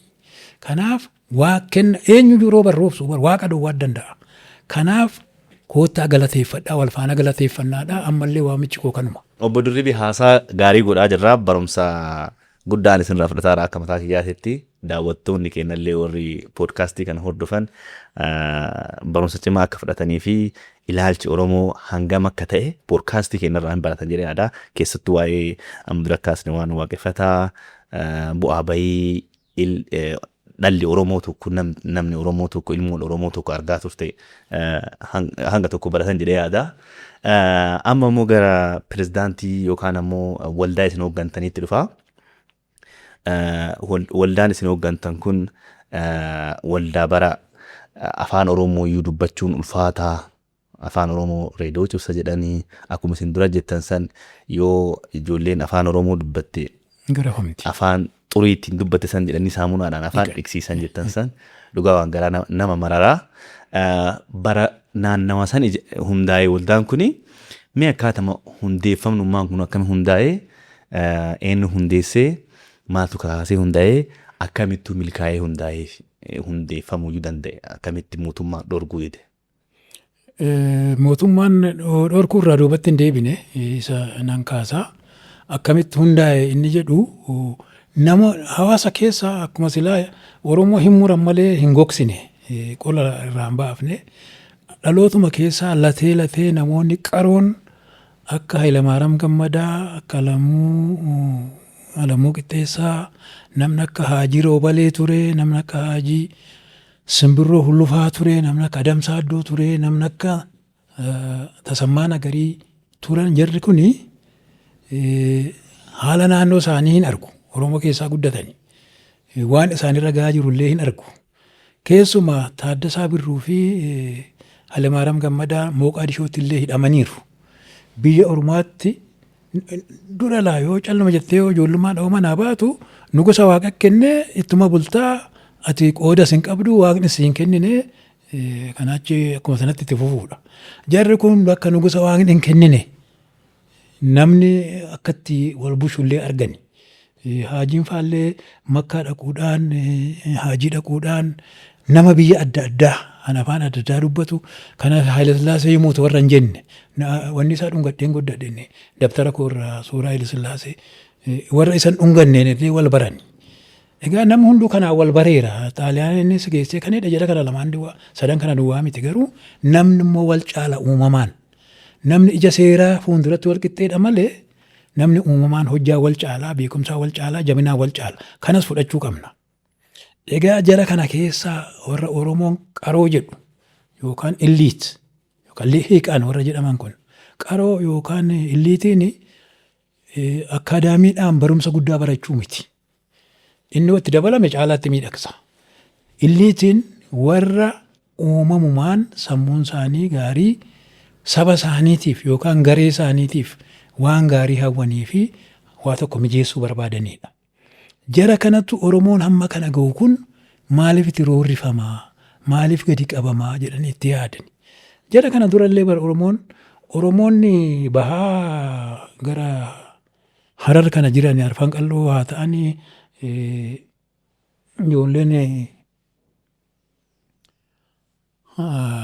ijoolleen baarentuu kun baay'ee yaadaniiru. 1919 waraan addunyaa calqabaa raawwatee 1918 raawwatee waraan addunyaa inni raawwatee mootummaa Faransaayitti illee barreessaniiru warri Harar kun. Maaliif Oromoo kanatti roorrifamaa? Mee unis akka namaatti haa ilaalamnu jedhanii mootummaa Faransaayitti Vaarsaay konferensii jedhama bakka walgahii sanatti yeroo sana League of Nations'tu dhaabataa jira. League of Nations sanatti waan ta'e barreessanii gaafatanii homaa deebii dhaban. Isa booddee immoo 1936 naannoo sana immoo warra akka Habte Maaramee Bakareefaa warra akka Abbaa Jifaarfaa warra akka Jootee Tulluufaa egaa amma warra wanni maqaadhaa malee achi keessa hayyoonni jiru. Maqaan isaanii kan hin yaadatamne gooti yaadatamu baay'eensaa warra macarraa argatee ol bahetu yaadatama. Warra akka kanaa immoo 1936 keessa mootummaa embaasii Ingilizii goree jirutti barreessanii amma Haayilasillaaseen biyyaa baheera 36 kanan jedhu akka faranjiitti hubadhaa. Amma 39tti Xaaliyaanii bushaa jira biyya kana. Yoo Haayilasillaaseen hin deebi'a ta'e yoo biyyi kun Xaaliyaan irraa ba'a ta'e Oromoonni mootummaa mataasaa akka qabaatu eegumsa under British Protectorate jedha. Isaan irra harka nurra qabanii nuti garuu of dandeenyee haa dhaabannu wanta jedhullee tureera. Kun maccaatu lama dursa jechuu kooti. Warra kana quba qabutu amma warra Harar jedhanis hin taane. Kan warri lixaa Oromoo Federation Western Oromoo Federationis hin taane maaliif nama kadhatan hundumtu ofiin godhanna jedhanii miti. Namaan nuu godhii jedhani. Rakkoo isaanii himatanii namatti dhiyaatani. Jara kun kana ilaalaniiti namatti himachuun humaan hin baasu abbaatu of maraa jedhee bofti unumti maaf hin goonuu jedhanii kana gochuuf immoo dura barachuu qaba namni keenya. Karaa argachuu qaba. Fayyaansaa eegamuu qaba jedhanii jarri kun mari'ataniitu akka karaan hojjetamu, akka barumsi banamu, akka manni yaalaa godhamu, akka dadhabaan sooramu kana hojjennaa jedhaniitu mootummaa Haayilasillaasee dura wal ijaaranii mootummaa Haayilasillaasee bara 1955 iyyata gashatanii. Mootummaa Haayilasillaasee ilaaleetti karaan haa hojjetamu mana barumsaa jedhanii rakkoo hin qabu jedhaniit garuu as keessa jiru afoosha jarri kun Finfinneedhaan ba'anii. Maccaaf Tuulama immoo hambiraa akka Haajii Adamsaa Addoofaa Arsiin keessaa dhufanii keessa jiran baay'een isaanii hin beekani Haayilasillaaseen fa'a. Kun rakkoo hin qabuudhaniiti hayyamaniif. Ammas keessatti egaa of ijaaranii booddee 1956 heeyyamame akka biyya kanaatti waan akka faranjiitti 63 1963 heeyyamame akkamitti baadiyyaa haa dhaqani. Haayilemaariyaam kun nama gamna dadhabamaadha maal jedhee naannoo Addis Salaam kanatti bakka maccaa fi tuulamni wal daangessuudha. Achitti gugsii fardaa irratti macca jedhanii tuulama jedhanii wal qoodaniitu wal mo'u achitti lolillee ka'ee bara namni du'ullee jira bara fardi du'ullee jira. Jara kana walitti araarsinaa jedhanii immoo eeyyama gaafatani. Yeroo sana immoo Afrikaan asitti Afrikaan jannatti dhaabanii turanii naannoo kanatti lolli ka'e jechuun mootummaa keenya maqaa balleessaa dhaqnee araarsina jedhanii dhaqa araarsaa jedhame dhaqanii achii darbaniiti uummata achitti wal dhaga'ee giinciitti illee ambootti illee jalduutti illee uummata kana waamanii mari'achiisanii waa'ee akka karaan hojjetamu akka manni barumsaa banamu hojjetanii. Kana gidduutti Haajii Adamsaa Addoofaa Haajii Roobalee Tureefaa immoo asii keessa jiru gara keenya maaf hin dhufamu sayidhuu kaasaniiti Itaayyaa irratti uummata waamanii dhaqan isaa Addasaa Birruufaa Lamaaram Gammadaafaa Kabbadee Buzinashfaa baay'eedha isaanii amma Maammoo Mazamufaa lubbuun hin jirani Ahmad Bunaafaa Yaangiidhaa galteettii fi dubbiini dhaqani. Gaafa Itaayyaa mootummaan Haayile Sillaasee hirrifate. Isa booddee lammata kotteen keessan Awaash akka hin ceene. Itaayyaa dhaqanii uummata kana wal baranii wal faana hojjenna jedhanii lammata kotteen keessan akka Awaash hin ceene jedhaman. Utuu waraqanni kun isaan hin gahin Haajii Roobalee Tureefaa achi mari'atanii uummata waamanii dheeraa irratti uummata walitti waamanii walgahii guddaa kan uummanni kumaan irratti hirmaatu waamanii koottaa jedhaniin. Deeninnatiin Haayile Sillaasee bara sanaa warra Arsiidhaa waames Maccaatu Lamaasis akeekkachiisa tokko akka namni sochoonee jedhan. Jarri sitti meera alas dhaqanii arganiiru uumamaan qaroo dhagootaa keessumaa warri Arsii hin dhufan asuuf hin nama dhufani. Taaddasaa Fa'i maal jedhani mammaaksa isaanii bara sanaa kan Haajii Simbiroo Hullufaa mammaake maal jedhe.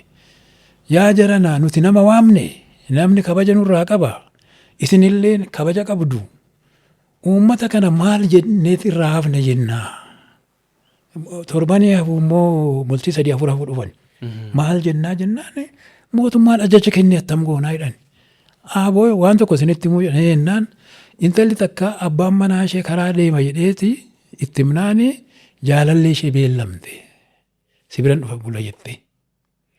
Namichi karaarraa deebi'ee dhufe utuu hin dhaqin hafe jennaani aboo abaabalu ani namicha kana beellame lapheen koo ka'e an dhaqee bulaa fudhu mucaa geettee mucaatti darbatteeti namicha bira dhaqxee bulte. Nuti dubartii sanaa gadii jedhe Hullufoo Haajii Simbiroo Hullufoo jennaan kakatan bakka hundu hin dhaqnaa handu yaaduu hanaaf haafuu jedhamee.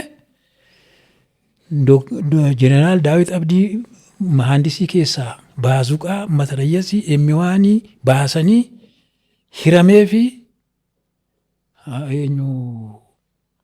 Adaamaa kanaaf illee namni Daadhii Fayisaa fa'aa Beeljikii qabatanii Arsiin 100 caalu fardaaf eeboodhaan gaachanaan dhufee dheeraa irratti walgahiin godhame.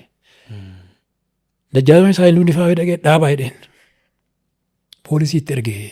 Ajajaa poolisii xaqilaa egzaatii jedhama warsan xaqilaa egzaatii Arsii kan ajaju Wandaammi Tseenyuu jedhama koloneela erge waraana baay'ee fudhatee dhaqe. Hin dhaabnuu heeyyama qabnaa jennaan mootummaa Haayile Sillaasee dhaabaa jedhee jedhaniin Taaddasaa Birruutiin. Haayile Sillaasee maaliin siin jedhee jennaan bilbilaan jedhee jedhan ani immoo har'an isa biraa dhufee dhaqaanuun jedheera jennaan dhufanii marsani yoona kana gaa Daawit Abdii fa'aa Tasfaayee Dagaagaa fa'aa Dooktor Moggaa Firrisaa fa'aa Daadhiin fa'aa Lammeessaa Boruu fa'aa Ahmad Bunaa fa'aa qawween itti rameeraa bakka qabatanii Arsiin dhufee garmaamee poolisiin hin deebitee baqatte. Dheeraa irratti kun godhamee kan seenaa keessatti yaadatamuu qabu kun xiqimtii yookaan onkoloolessa 5 bara 1959 akka biyya kanaatti yookaan Oktoobar 1966 guyyaan kun gara fuulduraatti Oromoodhaan kabajamuullee qaba dheeraan illee yaadatamuu qaba. Markaakis achitti cabee impeeriyaaliin Itoophiyaayyuu jedhe maaliin cabee jennaan karaa 3 cabee jedhe. Barreessaadha. Markaakis Piroofeesar Asaa meeqa barreesse Addis Ababa Yuunivarsiitii leekchararii yeroo sana. Achirratti cabee Empaayerii Itoophiyaa achirratti cabee Oromoo naashinaalizimiin dheeraa irratti dhalate. Oromoo adda bilisummaa Oromoo kana jalaan fudhanne. Oromoo sabboonummaan Oromoo dheeraa is birth place of Oromoo nationalism jedhama harkaakis. Achi irratti dhalate. Isa dura ati Arsi, ani Macca, ati Tuulama, ati Guji waliin jenna malee ani Oromoo hin jennu. Dheeraa irratti Oromoo naashinaalizimiin dhalate. Waan sadii kaa'e. Tokko ajaja Haile Sillaasee qawweedhaan kutannoodhaan bira dhaabannaan diduun akka danda'amu. Waraanni Saayiluu Difaayee dhufe qawwee fi farda Arsii sodaatee deebi'e. Kanaaf qabxii guddaadha. 2 Arsii fi Tuulamnuu xinnoo qurrii walirraa qabu. Garaadhaa walitti hin hiiqan. Maaliif yeroo Arsii cabse Minilik waraana asii Tuulamaa fuudhee dhaqe. Isaan walumatti kiristaana siin jedhu walatti makanii. Yookaan Amaara kana waan jedhamu. Kanaaf qurrii sana jira.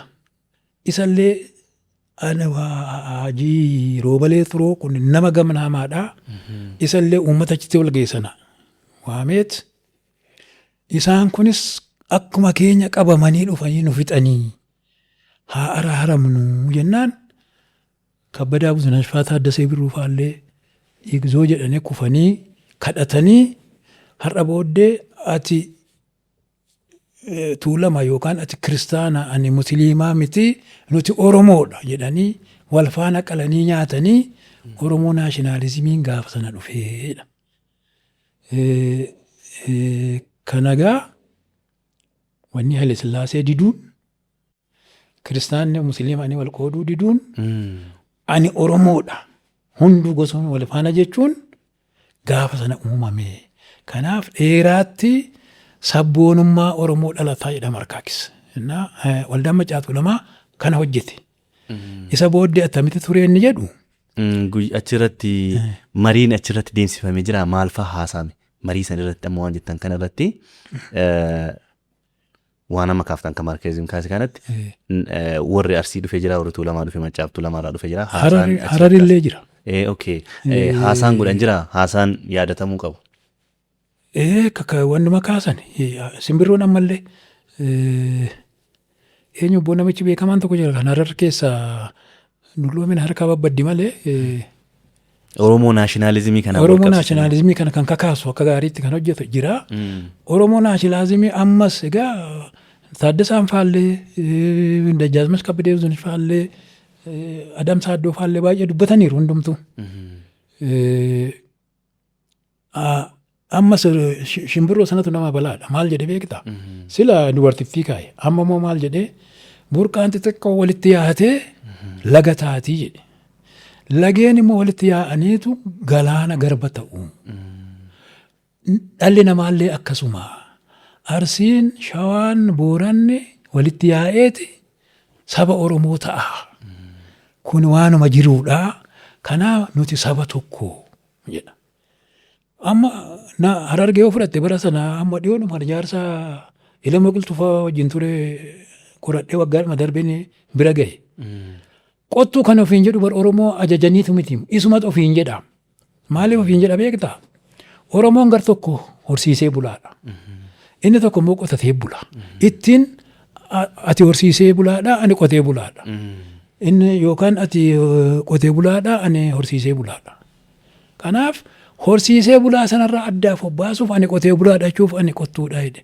Ati Oromoodha jetteen si lola. An Oromoo miti abboo baran qottuudhaa siin jedha. Qottuun garuu hojiidha, piroofeeshinii keetii, sabummaan kee Oromoodha jedhanii barsiisuun mataansaa yeroo baay'ee sitti fudhata. Ani gaallaadha ofiin jedha keessumaa Shawaan walakkaan kunillee. Ani Oromoodha jechuufuu yeroo baay'ee tura. Maaliif sammuusaa keessa kiristinaa sana wajjiniin Oromoo jechuun warra fuulan dhiqanne, warra du'aa nyaatu, warra fokkattu, waata. Yoo kiristinaa kaate gaallaa taata. Argitee? Yoo kiristinaa taate gaallaa taata jedheet sana waan sammuu naqaniif namni baay'een ani gaallaadha ofiin jedha amma dhiyoo kanaatti.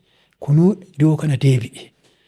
Mataa dhiqanii si jallisanii sila kaaseera. Ufarrabsaa nuun jedhee ufarrabsinee sirba keessan tuffadhaa jedhanii akkuma kana Oromoon illee waan fokkataadha jedhaniiti barsiisanii kanaaf achi keessaa ba'uudheeti ani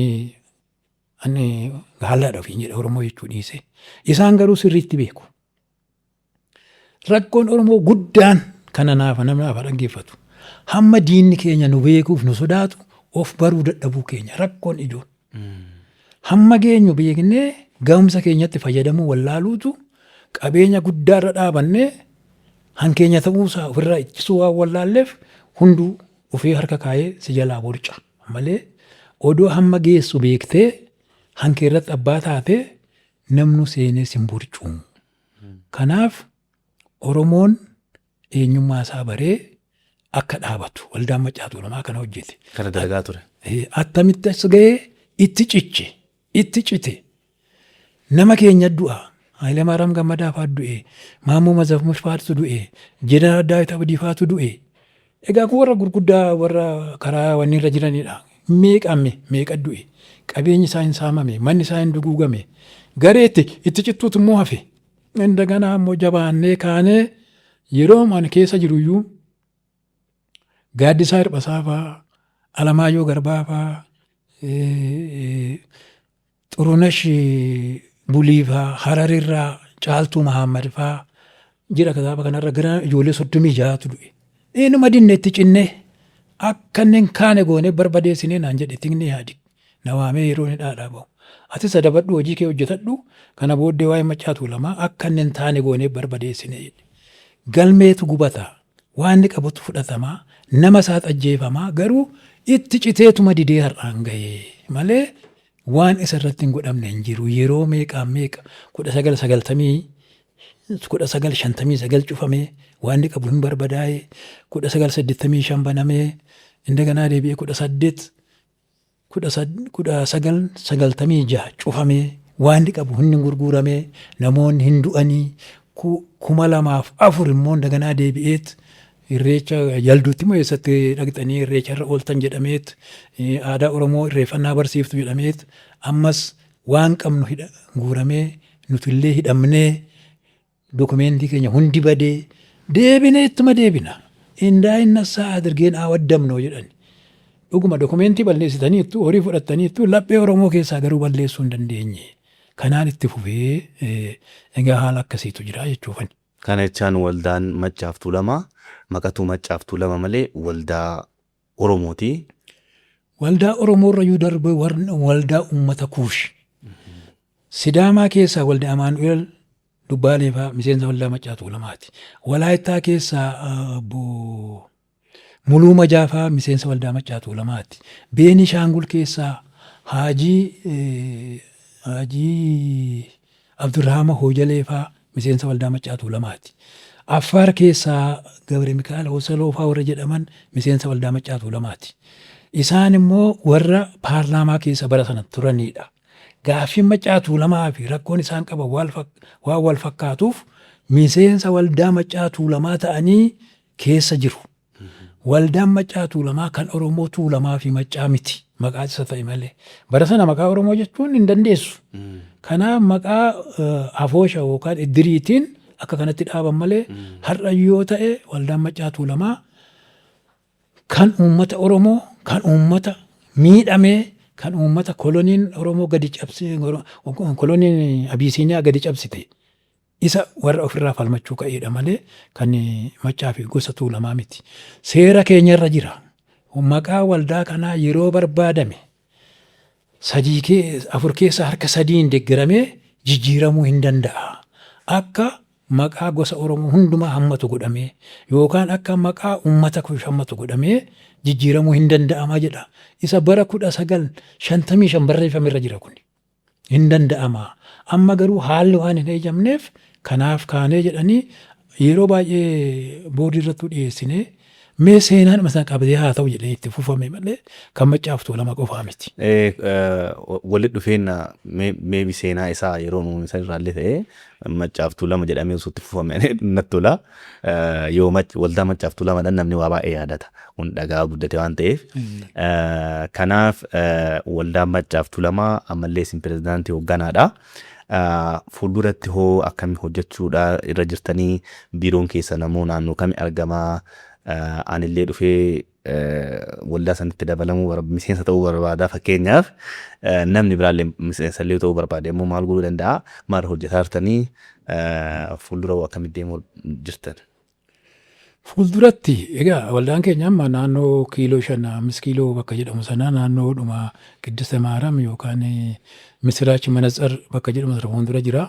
Egguma namni pirezidaantii ta'eyyuu biirooyyuu utuu eeggan pirezidaantii yeroo 3 hidhamne yeroo 3 saamame inuma deebi'aa inuma saamama inuma deebi'aa biiroollee akkasuma bakka jijjiiraa jirra amma mana kotaa tokkittii keessa naannoo sana jirraa ammallee gargaarsa inuma goonaa bara kana gara miliyoona 3 kan caaluun gargaarsa goone irraa waldaa Maccaaf Tuulamaa damee Ameerikaadhaa qabaa Kanaadaadhaa qabaa Neezerlaand illee guutuutti akka dameetti hin ijaaramne malee namoonni wajjin dhaabatan jiru Baahireen keessaallee Oromoonni waldaa kana bira dhaabatan jiru. Akka kanatti uummata Oromoo Booranaa yeroo caamsaan sanaa daakuu boqqolloo kuntaala 259 geessinee zayitii liitira 1,300 geessinee gargaarre irraa uummata darraa waraanni 3 irratti wal jijjiiru lubbuu keenya ijoolleen namoonni kutatoon namni 3 Haayiluu Dibaabaa Tolasaa Kishee fi Abdallaa Tuunaa of kennanii dhaqanii daakuu boqqolloo kuntaala 325 zayitii liitira 1,900 hiranii achi galanii waraana rukutame madaaba nama madaa'ee dhiigni irraa dhangala'u baatanii galan waraana 3 wal lola achitti. Faannoon jiraa adda bilisummaa Oromoo jiraa mootummaan jiraa har'a kana qabataa kana hunda keessa dhaqanii gargaaran achiillee deebinee karrayyullee akkuma kanatti sababa caamsaatii fi sababa kirkira lafaatiin sababa faannoon illee asii gadi dhufee buqqisuun akka malee buqqaanee turanii isaan illee daakuu boqqolloo kuntaala 201 zayitii liitira 804 bara 2017 akkuma gaariitti bara waldaa Maccaaf Tuulamaa gargaarsa godheedha. Asii warra bachoollee aanaa iluu warra galaan irra galagalee midhaan isaanii qe'ee isaanii balleesse isaan illee mokoroonis geessinee irraa kuntaala gara 260 kuntaalli mokoroonii kiiloo 25 kana geessinee irraa eggasii deebinee egga lafti isaanii jalaa badee kan sanyii facaafatan immoo shumburaa abbaa kiiloo 25 292 hirreerraa Oromoonni Neezerlaand karaa Dr. Baqqalaa Gabre Maariyaam fa'aa Oromoonni Ameerikaa waldaa Maccaaf Tuulamaa Ameerikaa karaa Obbo Raayyaa Caalaa fa'aa Oromoonni Odaa Boostan Ameerima keessa jiran isaan horii baay'ee nu gargaaranii Oromoonni Kanaadaa keessa jiran karaa Raayyaa fa'aa baay'ee nu gargaaranii karaa adda addaa Oromoonni Niwuziilaand jiran horii guddaa nu gargaaranii akka kanatti biyya keessaas amma maqaa namaa kaan maqaa isaa hin dhoksa dhiibbaa jiru beekaa kaanis ani hundallee yaadadhu gargaarsillee hin godhamaa gargaarsallee hin geessinaa nuti hojiin keenya imaanaa bakkaan gahuudha. An akka kireediitti kanan fudhadhu kan ittillee gammadu amananii nutti erguu isaanii nutillee akka sanatti geessuu keessaa hir'isuu hin dandeenyu yoo hir'ifne maabaraan adda addaatu odiit nu godha darasanyii kunneetu fuunaa darasanyii sana immoo baasii itti baafne agarsiisuu qabnaa garuu asiifachi dhaanii hir'isuun inuma danda'a namni hattuu ta'e ani kana ittiin boona hoo jiraadhe kennata namaa akkuma sanatti ana yeroo jedhu boordii na wajjin jiru hojii gaggeessaa na wajjin jiru jechuu kooti kanaan ittiin boonna amma nuu danda'ametti kennata adaraa karaa Maccaaf Tuulamaa dhufu bakka isaatiin gahatuma jirraa jechuudha. Hayyee waldaa Maccaaf Tuulamaa qarqaarsuu tana Oromoo rakkatan Oromoo miidhaman qarqaaruu bira darbee ammoo fakkeenyaaf amma waldaan barreessitoota Oromoo jira Inistituutiin qo'annoo Oromoo jira Biiroo Aadaa fi Turizimii Oromiyaa jira jalqaba irratti yeroo hundeeffamu akka Oromoon of beeku akka Oromoon baratu fa'aa irratti hojjetaa ture amma hoo akkam Oromummaa fa'aa aadaa barreessuu yookaan ammoo seenaa kanarratti wanni hojjetu jira. Duratti waldaa Maccaatu lamaa keessatti al tokko waggaa 3 cufama isa duraa fuuldura waggaa 2 cufata booda waggaa 3f Oromoo dargaggeessa keessanii kana torbaniin koreen aadaaf seenaa waa'ee gadaa Oromoo, waa'ee waaqeffannaa, waa'ee seenaa Oromoo yoo ijaarame qofa akka rakkoo keessaa bahuu danda'u barsiisaatuma turree inni ijoo godhateeraa jennan amma. Aksiyooniin adda addaa dhaabachuun, baankiin adda addaa banamuun, waldaa barreessitoota Oromooti jettillee dhaabachuun, qorannoo Oromoo amma giddugalli aadaa Oromoo geggeessuusaa, giddugalli aadaa Oromoo mataan isaatuu dhaabachuun achumarraa dhufe. Humna keenyatu akka maqaa keenyaa guddaa miti. Akka humni keenya danda'etti immoo ammallee gochaatuma jirra. Nuti gochuu baannus nu harkaa fuudhee hojjetaa jira. Hawwiin keenyallee kanuma. Ufaa gargaaruudha. Faranjiitti sitti meefa. Paarisittis barreessanii ta'uu didee, Ingilizittis barreessanii ta'uu didee booda unumtaa godhannuu jedhe Oromoon yeroo Maccaatu lamaatti dhufu. Amma ufuma isaatiin waldaan barreessitootaas, qo'annaaf qorannoo Oromoos, aksiyooniin adda addaas kunuu kan keessanillee itti fufeera. Hawwiidhuma keenyatti isa kanaa karaa fi akka gaariitti ittima jirraa jechuufani. Hayyee qophii keenya yookaan marii keenya gara dhumaarra geessinee jirra. Gaaffii tokko of isinii qaba yookaan ammoo waan irratti marandee yaadu isin barreessaadha hin qo'attanii qorannoo yookaan barreessaan yookaan ammoo kitaabni afaan Oromootiin barraa'u akka Oromootti waaltawaa fakkeenyaaf yoo isin jedhu kitaabni namni Booranaa barreesse tokko seenaa Booranaa jedhee barreessaa yeroo barreessu ammoo seenaa Maccaa ta'uu xiqqoo kan Maccaatiin gargar ta'a akkaataan inni itti seeneffamu seenessi. Sun akkamiin ilaaltanii akkamitti fufuu qabattanii yaaddanii dabalataan ammoo dhaamsa qabaatan yoo jiraate. Jalqabaa seenaan Oromoon bal'aadha. Namni isaallee baay'eedha. Lafti isaallee baay'eedha. Seenaan immoo wanta hojjetame eenyutu hojjetee, yoom hojjetame, maaliin hojjetame, maaliif hojjetame wanta akkasii wanta deebisuudha seenaa jechuun. Kanaaf akka addaatti barreessuu danda'a. Kuni yakkallee miti waanuma jiruudha. Seenaa hangina Ingilizii yookaan Ameerikaa jaallan yeroo baay'ee isaanuu akkuma bara baraatti itti dabalamaa inni bara tokko dhugaa turellee booda soba ta'a. Kanaaf seenaan adeemsa jireenya namaa waan ta'eef xinnoo adda addummaa inuma godhata. Kan Oromoo kan rakkoo ta'u seenaarra jiru seenessa. Seenessa kanatu sirriidha dhugaadha jedhee wanti barreeffamu alagaadhaan barreeffama. Nullee mataan keenya sooftiweerii keenya irratti miimoorii Awaashaa, miimoorii kolonaayizeeriitu loodii isatti nutti fe'ame. Isa calaqqisiifnu utuun beekin nu harkaa baha. Isa jira kaa. Fuuldura isa jira sun utaalee baha. Hankeenya barreessinanneet kan Oromaa meeqa burcaa'ullee booda duubatti deebina. Dhugaallee kan isaaniirraa fudhannee reeferansii goona. Kun egaa yeroo barbaada. Dhibee barbaada. Mammaaksa Oromoo tokkotu jira. Kan dhibee garaa keessaa garuu odduma gooftaan koo jedhe na koobaa jette garbittiinii jedhan. Kan dhukkubu iddoo kana ishee gateetti as koobaa jedhee achi koobu dhibeen as jira. Hamma harka namaa jirrutti hamma Oromoo miila isaatii dhaabatee kan isaan murteessinetti oddoo dhibee isaa guutuutti hin himatu hin koobbatu. Har'uma bilisummaa argattee illee har'uma seenaa keellee hin tottolfattu. Ilaalcha keellee hin tottolfattu. Aadaas Oromarraa fudhatte. Ilaalcha Oromarraa fudhatte. Dhugeeffannoon kee jallateera. Innuu yeroo barbaada. Kanaaf Oromoon hamma ta'e itti dammaqeera.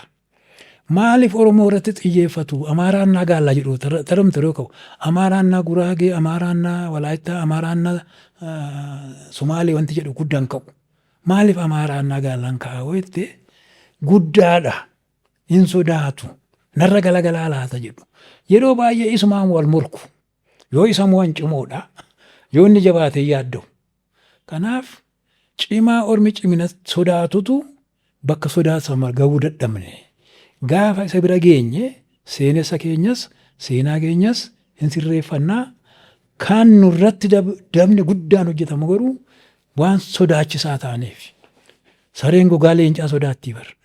Leenci keessa hin jiru. Akka kana ta'eetu kana Oromoon hubatee ufaa ta'u aadaa isaatti eenyummaa isaatti haa deebi'u umriinis sokkeeraa walgahii adda addaa biyya keessaa biyya alaattis dhaqee hirmaadhee hayyuurraa waa bartaa yeroo biyya tokko waa bartaa sana hundas ilaaleeraa. Of ta'ii yoo kan kee caalchifatte miidhagda. Hannamaa yoo fudhatte wayyaan ergisaa sirraa fokkisa. Ati jara sanan taatu jarrillee akka kan isaanis hin fudhatanii kan kee immoo situ dhiisee kanaaf giddu gidduutti gatii dhabda. Kan kee yoo miidhagfatte teekinooloojii biyya aramaa fudhatte rakkoo hin qabu. Teekinooloojii fudhattee akka kan keetti akka lafa keetti akka qilleensa keetti akka laga keetti yoo itti fayyadamte yeroo baay'ee itti guddatta. Seenaa fokkisaa immoo hin qabnu seenaa gaarii qabna. Ani waanan Oromoo kee ta'uu kuusa xinnoo itti leeyya'oo jiraate hamma kana taanee wanta akkasii qabaannee attamitti uummata muraasaan mo'amne. Kanaan quuqamuu qaba dargaggeessi Oromoo. Maaliif mo'amne? Abbootiin keenya gadaa sanyiin namaan uumne. Unusual an invention not found elsewhere in the world jedhee barreessee bara.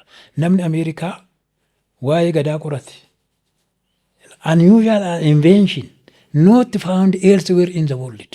Sirni gadaa akkatti namni wal bushu kalaqa haaraa eessattuu hin argamne. Sirna sanyiin namaa ittiin wal bushu kan musliimaa, kan sulxaanotaa, kan nugusootaa, kan abbootiin bulan, kan dubartiin bulan meeqa qorateet namichi kun kan akka kanaan agarree jedhee barreesse. Kana qabaanneetu warri keenya durii kana uumaniiti nu warra irraa immoo isa miidhagfannee akka haalli barbaadutti immoo addunyaatti agarsiisuu dadhabne. Kana quuqamee dhaloonni Oromoo ofitti deebi'ee qabeenya keenya, aadaa keenya, malkaa keenya, lafa keenya qoratee ittiin sooromee aadaa soorommaan jiraachuu qabnaan jedhaa galatooma. Hayyee baay'ee ulfaadhaa nullee wanni poodkaastii kana haala kanaan mijeessinee yookaan qopheessinee qorattootaa fi barreessitoota Oromoo namoota seenaa beekan asitti affeerruuf dhalataan lafaa dhufu dhalataan haaraan eenyummaa ofii beekee seenaa ofii beekee eessarra akka dhufne haada kamirra akka dhufne of beekee akka guddatuuf hanga humna keenyaa biraan ga'uudhaaf yookaan ammoo gahee keenya bahuudhaaf kana godhaa jirra. Nama keessanii waliin teennee haala kanaan gaafiif deebii kana waan godheef dhugaa baay'ee gammadaa. Galatoomaa isinillee isaatii keessan qaalii gubdanii as teettaniitiin na wajjin waan kana godhuudhaaf uummanni keenya ammoo daawwattoonni keenya ammoo baay'ee isin galatoomfata. Daawwattoota keenya kabajamoo obbo Dirribii Damusee wajjin turtii bareeda taasifnee jirra. Akka irraa barattan abdii guddaan qaba. Yeroo ta'an ammoo qorataa yookaan barreessaa biraa qabadhee hanga isinii dhufutti yeroo gaarii qabaadhaa.